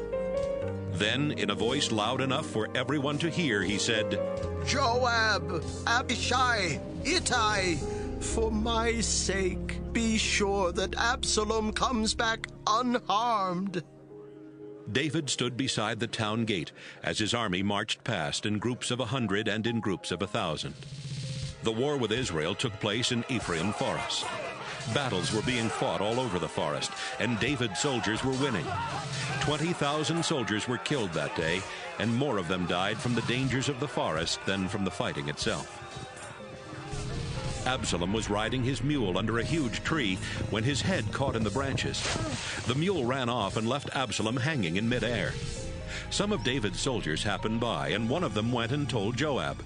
I saw Absalom hanging in a tree. Joab said, You saw Absalom? Why didn't you kill him? I would have given you 10 pieces of silver and a special belt. The man answered, Even if you paid me 1,000 pieces of silver here and now, I still wouldn't touch the king's son. We all heard King David tell you and Abishai and Ittai not to harm Absalom. He always finds out what's going on. I would have been risking my life to kill Absalom because you would have let me take the blame. Joab said, I'm not going to waste any more time on you. Absalom was still alive, so Joab took 3 spears and stuck them through Absalom's chest. 10 of Joab's bodyguards came over and finished him off. Then Joab blew a trumpet to signal his troops to stop chasing Israel's soldiers. They threw Absalom's body into a deep pit in the forest and put a big pile of rocks over it. Meanwhile, the people of Israel had all run back to their own homes. When Absalom was alive, he had set up a stone monument for himself in King's Valley. He explained, I don't have any sons to keep my name alive. He called it Absalom's Monument, and that is the name it still has today. Ahimaaz, the son of Zadok, said, Joab, let me run and tell King David that the Lord has rescued him from his enemies. Joab answered, You're not the one to tell the king that his son is dead. You can take him a message some other time, but not today. Someone from Ethiopia was standing there, and Joab told him, Go and tell the king what you have seen. The man knelt down in front of Joab and then got up and started running. Ahimaaz spoke to Joab again. No matter what happens, I still want to run. And besides, the Ethiopian has already left. Joab said, Why should you run? You won't get a reward for the news you have. I'll run no matter what, Ahimaaz insisted. All right then, run, Joab said. Ahimaaz took the road through the Jordan Valley and outran the Ethiopian. Meanwhile, David was sitting between the inner and outer gates in the city wall. One of his soldiers was watching from the roof of the gate tower. He saw a man running toward the town and shouted down to tell David. David answered, If he's alone, he must have some news. The runner was getting closer when the soldier saw someone else running. He shouted down to the gate, Look! There's another runner! David said, He must have some news too. The soldier on the roof shouted, The first one runs just like Ahimaaz, the son of Zadok. This time David said, He's a good man. He must have some good news. Ahimaaz called out, We won! We won! Then he bowed low to David and said, Your Majesty, praise the Lord your God. He has given you victory over your enemies. Is my son Absalom all right? David asked. Ahimaaz said, When Joab sent your personal servant and me, I saw a noisy crowd, but I didn't know what it was all about. David told him, Stand over there and wait. Ahimaaz went over and stood there. The Ethiopian came and said, "Your Majesty, today I have good news. The Lord has rescued you from all your enemies." "Is my son Absalom all right?" David asked. The Ethiopian replied, "I wish that all your Majesty's enemies and everyone who tries to harm you would end up like him." David started trembling. Then he went up to the room above the city gate to cry. As he went, he kept saying, "My son Absalom! My son! My son Absalom! I wish I could have died instead of you. Absalom, my son, my son." 2 Samuel, chapter 19. Someone told Joab, "The king is crying because Absalom is dead." David's army found out he was crying because his son had died, and their day of victory suddenly turned into a day of sadness. The troops were sneaking into Mahanaim just as if they had run away from a battle and were ashamed. David held his hands over his face and kept on crying loudly. "My son Absalom! Absalom, my son, my son!" Joab went to the house where David was staying and told him, "You've made your soldiers ashamed. Not only did they save your life, they saved your sons and daughters and wives as well. You're more loyal to your enemies than to your friends. What you've done today has shown your officers and soldiers that they don't mean a thing to you. You would be happy if Absalom was still alive, even if the rest of us were dead. Now get up, go out there and thank them for what they did. If you don't, I swear by the Lord that you won't even have one man left on your side tomorrow morning. You may have had a lot of troubles in the past, but this will be the worst thing that has ever happened to you." David got up and went to the town gate and sat down. When the people heard that he was sitting there, they came to see him. After Israel's soldiers had all returned home, everyone in Israel started arguing. They were saying to each other, "King David rescued us from the Philistines and from our other enemies. But then we chose Absalom to be our new leader, and David had to leave the country to get away. Absalom died in battle, so why hasn't something been done to bring David back?" When David found out what they were saying, he sent a message to Zadok and Abiathar the priests. It said, "Say to the leaders of Judah, why are you the last tribe to think about bringing King David back home? He is your brother, your own relative. Why haven't you done anything to bring him back? And tell Amasa, you're my nephew, and with God as a witness, I swear I'll make you commander of my army instead of Joab." Soon the tribe of Judah again became followers of David, and they sent him this message, "Come back and bring your soldiers with you."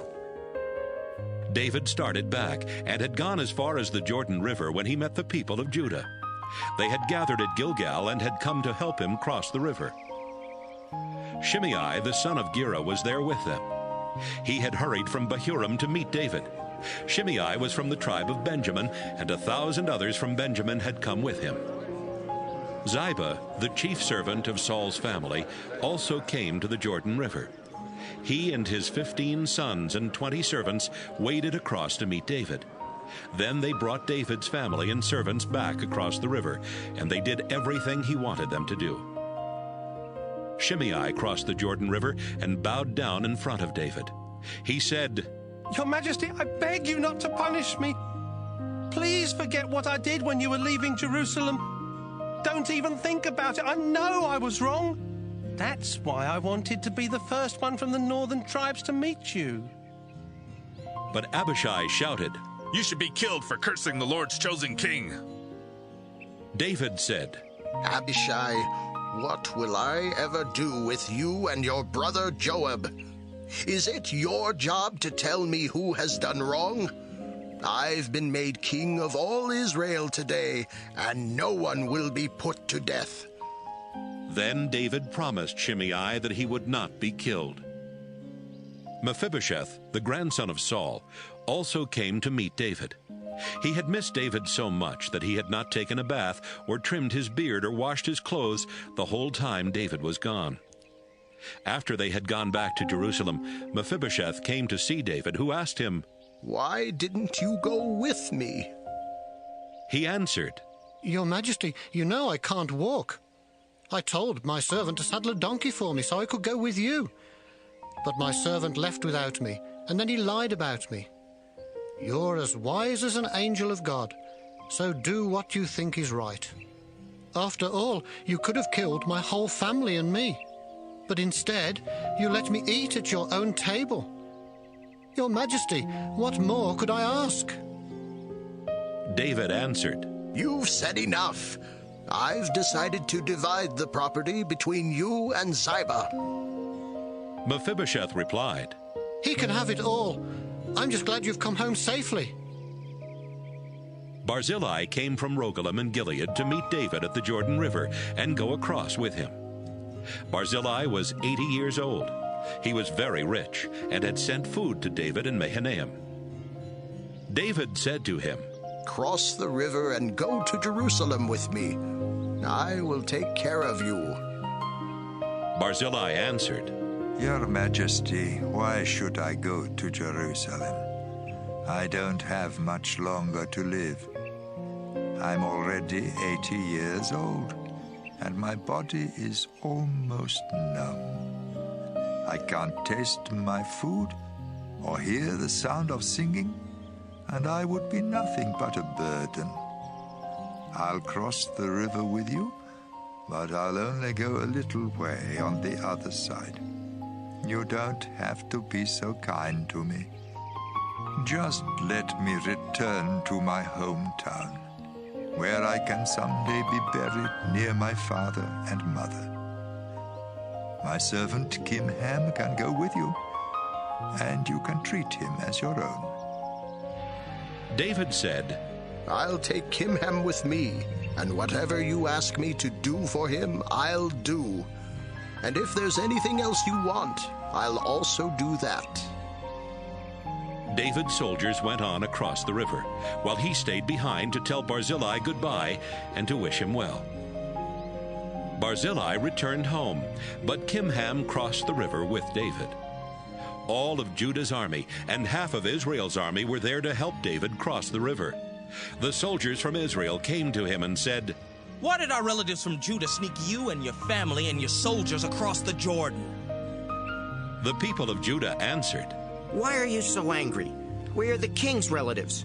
He didn't give us any food, and we didn't take anything for ourselves." Those from Israel said, "King David belongs to us 10 times more than he belongs to you. Why didn't you think we were good enough to help you? After all, we were the first ones to think of bringing him back." The people of Judah spoke more harshly than the people of Israel. 2 Samuel, chapter 20. A troublemaker from the tribe of Benjamin was there. His name was Sheba, the son of Bichri, and he blew a trumpet to get everyone's attention. Then he said, "People of Israel, David the son of Jesse doesn't belong to us. Let's go home." So they stopped following David and went off with Sheba. But the people of Judah stayed close to David all the way from the Jordan to Jerusalem. David had left 10 of his wives in Jerusalem to take care of his palace. But when he came back, he had them taken to another house, and he placed soldiers there to guard them. He gave them whatever they needed, but he never slept with any of them again. They had to live there for the rest of their lives as if they were widows. David said to Amasa, 3 days from now, I want you and all of Judah's army to be here." Amasa started bringing the army together, but it was taking him more than 3 days. So David said to Abishai, "Sheba will hurt us more than Absalom ever did. Take my best soldiers and go after him. We don't want him to take over any walled cities and get away from us." Abishai left Jerusalem to try and capture Sheba. He took along Joab and his soldiers, as well as David's bodyguard and best troops. They had gone as far as the big rock at Gibeon when Amasa caught up with them. Joab had a dagger strapped around his waist over his military uniform, but it fell out as he started toward Amasa. Joab said, Amasa, my cousin, how are you? Then Joab took a hold of Amasa's beard with his right hand so that he could greet him with a kiss. Amasa did not see the dagger in Joab's other hand. Joab stuck it in Amasa's stomach, and his inside spilled out on the ground. Joab only struck him once, but Amasa was dying. Joab and his brother Abishai went off to chase Sheba. One of Joab's soldiers stood by Amasa and shouted, If any of you like Joab, and if you are for David, then follow Joab. Amasa was still rolling in his own blood in the middle of the road. The soldier who had shouted noticed that everyone who passed by would stop, so he dragged Amasa off the road and covered him with a blanket. After this, no one else stopped. They all walked straight past him on their way to help Joab capture Sheba. Sheba had gone through all of the tribes of Israel when he came to the town of Abel-Beth-Maachah. All of his best soldiers met him there and followed him into the town. Joab and his troops came and surrounded Abel, so that no one could go in or come out. They made a dirt ramp up to the town wall, and then started to use a battering ram to knock the wall down. A wise woman shouted from the top of the wall, Listen to me! Listen to me! I have to talk to Joab. Tell him to come here. When he came, the woman said, Are you Joab? Yes, I am, he answered. She said, Please listen to what I have to say. All right, he said. I'll listen. She said, Long ago, people used to say, if you want good advice, go to the town of Abel to get it. The answers they got here were all that was needed to settle any problem. We are Israelites, and we want peace. You can trust us. Why are you trying to destroy a town that's like a mother in Israel? Why do you want to wipe out the Lord's people? Joab answered, No, I'm not trying to wipe you out or destroy your town. That's not it at all. There's a man in your town from the hill country of Ephraim. His name is Sheba, and he is the leader of a rebellion against King David.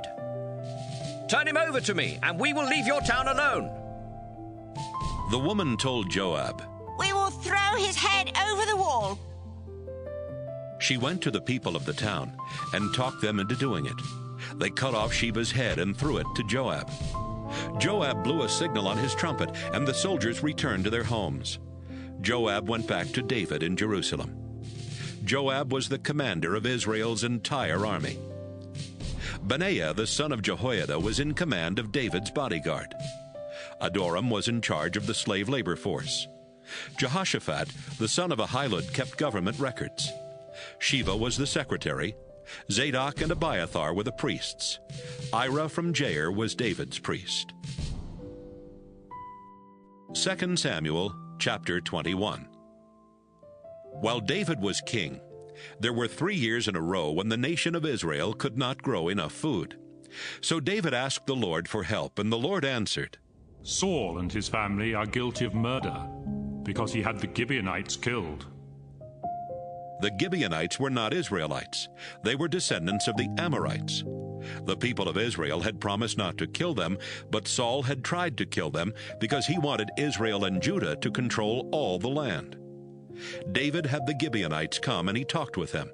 He said, What can I do to make up for what Saul did, so that you'll ask the Lord to be kind to his people again? The Gibeonites answered, Silver and gold from Saul and his family are not enough. On the other hand, we don't have the right to put any Israelite to death. David said, I'll do whatever you ask. They replied, Saul tried to kill all our people so that none of us would be left in the land of Israel. Give us 7 of his descendants. We will hang these men near the place where the Lord is worshipped in Gibeah, the hometown of Saul, the Lord's chosen king. I'll give them to you, David said. David had made a promise to Jonathan with the Lord as his witness, so he spared Jonathan's son Mephibosheth, the grandson of Saul. But Saul and Rizpah, the daughter of Aiah, had 2 sons named Armoni and Mephibosheth. Saul's daughter Merab had 5 sons, whose father was Adriel, the son of Barzillai from Meholah. David took Rizpah's 2 sons and Merab's 5 sons and turned them over to the Gibeonites, who hanged all 7 of them on the mountain near the place where the Lord was worshipped. This happened right at the beginning of the barley harvest. Rizpah spread out some sackcloth on a nearby rock. She wouldn't let the birds land on the bodies during the day, and she kept the wild animals away at night. She stayed there from the beginning of the harvest until it started to rain. Earlier, the Philistines had killed Saul and Jonathan on Mount Gilboa and had hung their bodies in the town square at Bethshan. The people of Jabesh and Gilead had secretly taken the bodies away. But David found out what Saul's wife Rizpah had done, and he went to the leaders of Jabesh to get the bones of Saul and his son Jonathan. David had their bones taken to the land of Benjamin and buried in a side room in Saul's family burial place. Then he gave orders for the bones of the men who had been hanged to be buried there. It was done, and God answered prayers to bless the land. One time, David got very tired when he and his soldiers were fighting the Philistines. One of the Philistine warriors was Ishbi-Benob, who was a descendant of the Rapha, and he tried to kill David.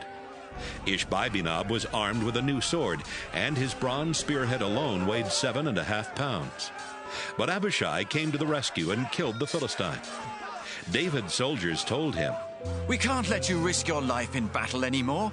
You give light to our nation, and we want that flame to keep burning." There was another battle with the Philistines at Gob, where Sibbecai from Husha killed a descendant of the Rapha named Saph. There was still another battle with the Philistines at Gob. A soldier named Elhanan killed Goliath from Gath, whose spear shaft was like a weaver's beam. Elhanan's father was Jari from Bethlehem. There was another war, this time in Gath. One of the enemy soldiers was a descendant of the Rapha. He was as big as a giant and had 6 fingers on each hand and 6 toes on each foot. But when he made fun of Israel, David's nephew Jonathan killed him. Jonathan was the son of David's brother Shimei. David and his soldiers killed these 4 men who were descendants of the Rapha from Gath. 2 Samuel chapter 22. David sang a song to the Lord after the Lord had rescued him from his enemies, especially Saul. These are the words to David's song. Our Lord and our God, you are my mighty rock, my fortress, my protector. You are the rock where I am safe. You are my shield, my powerful weapon, and my place of shelter. You rescue me and keep me from being hurt. I praise you, our Lord. I prayed to you, and you rescued me from my enemies. Death, like ocean waves, surrounded me, and I was almost swallowed by its flooding waters. Ropes from the world of the dead had coiled around me, and death had set a trap in my path. I was in terrible trouble when I called out to you. But from your temple you heard me and answered my prayer. Earth shook and shivered.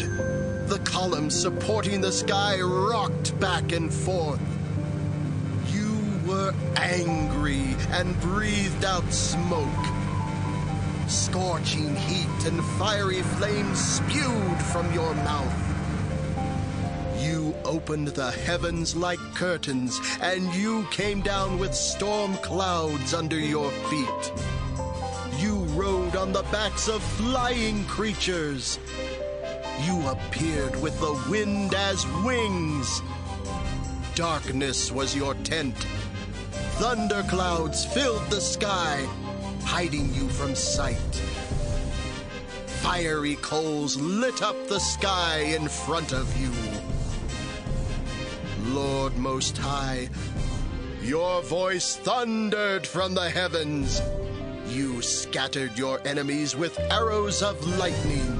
You roared at the sea, and its deepest channels could be seen. You snorted, and the earth shook to its foundations.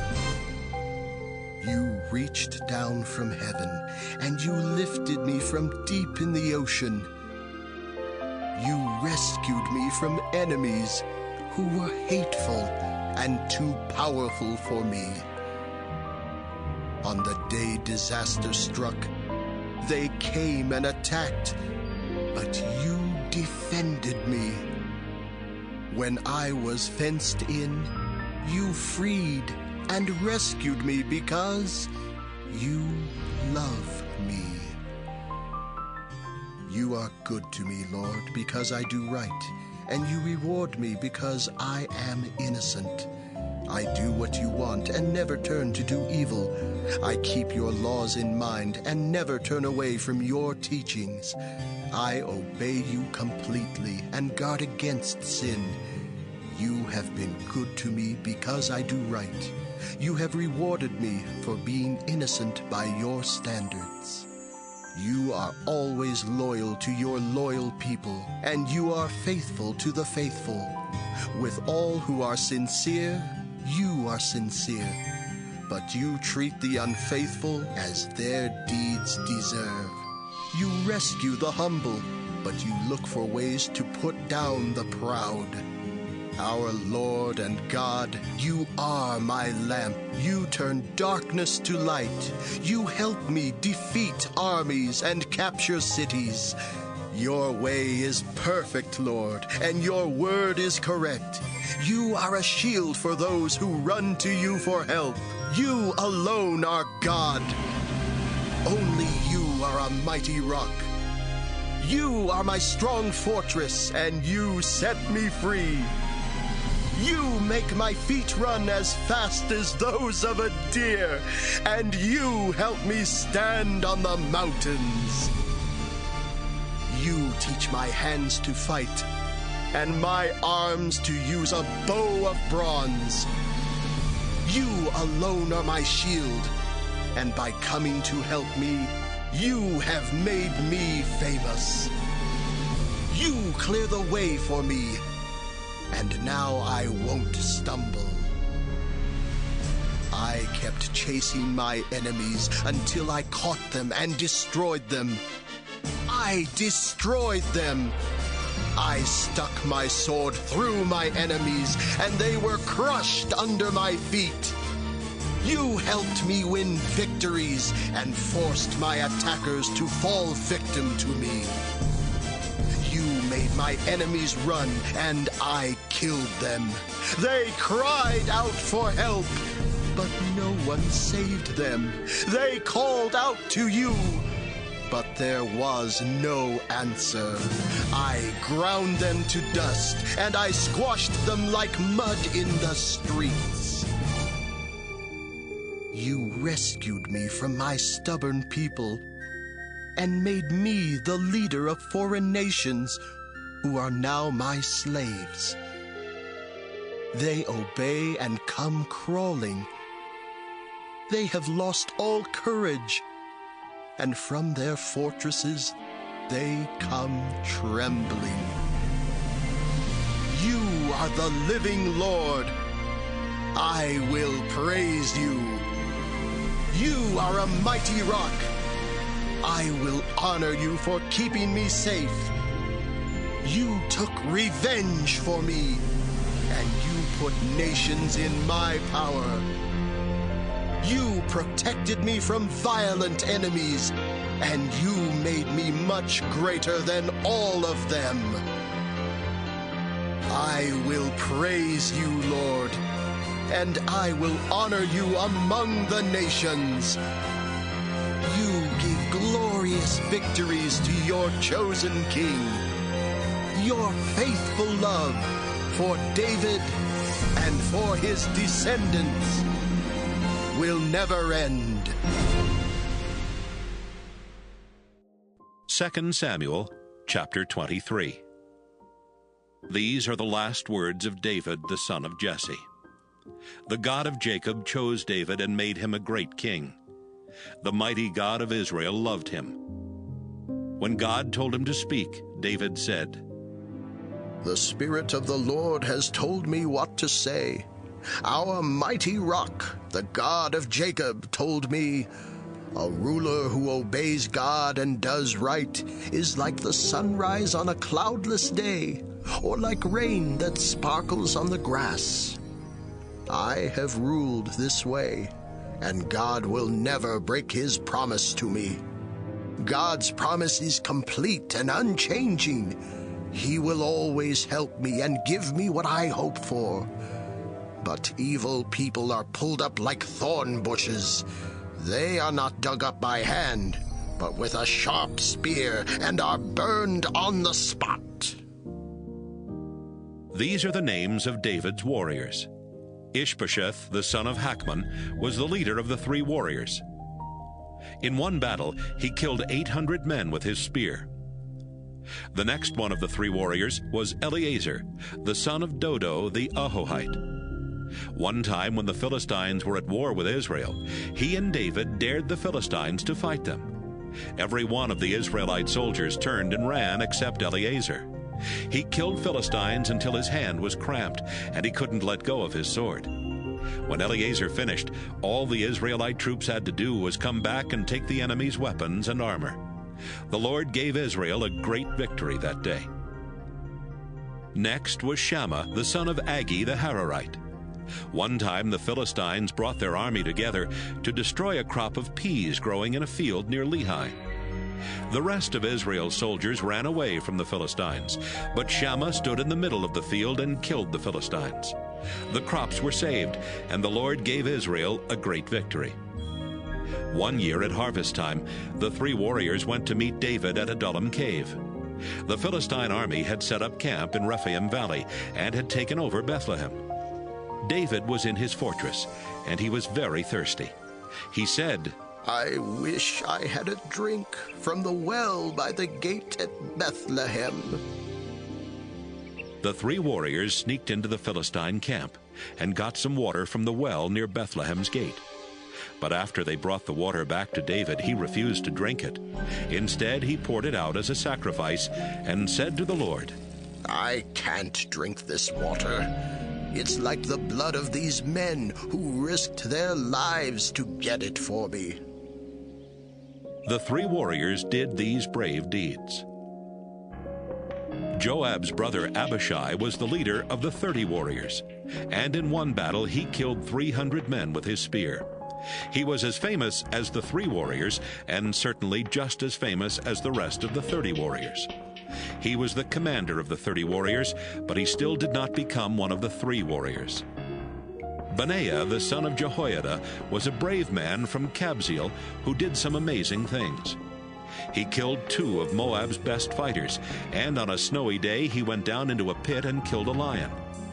Another time he killed an Egyptian as big as a giant. The Egyptian was armed with a spear, but Benaiah only had a club.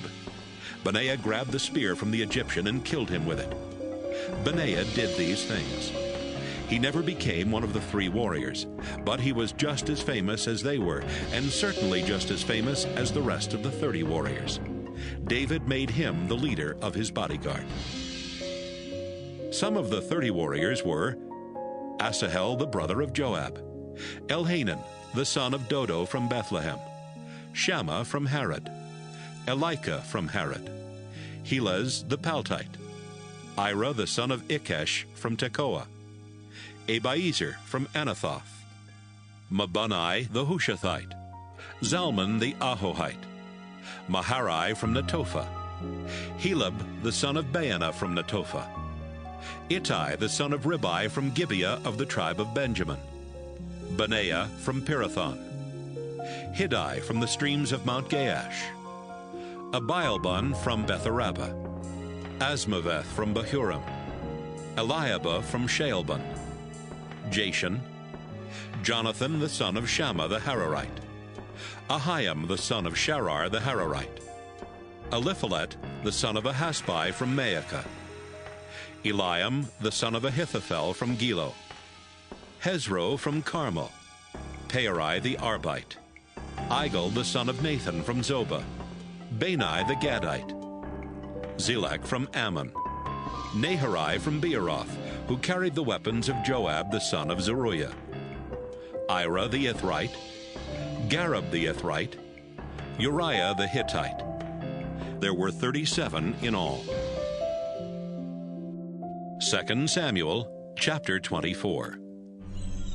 The Lord was angry at Israel again, and he made David think it would be a good idea to count the people in Israel and Judah.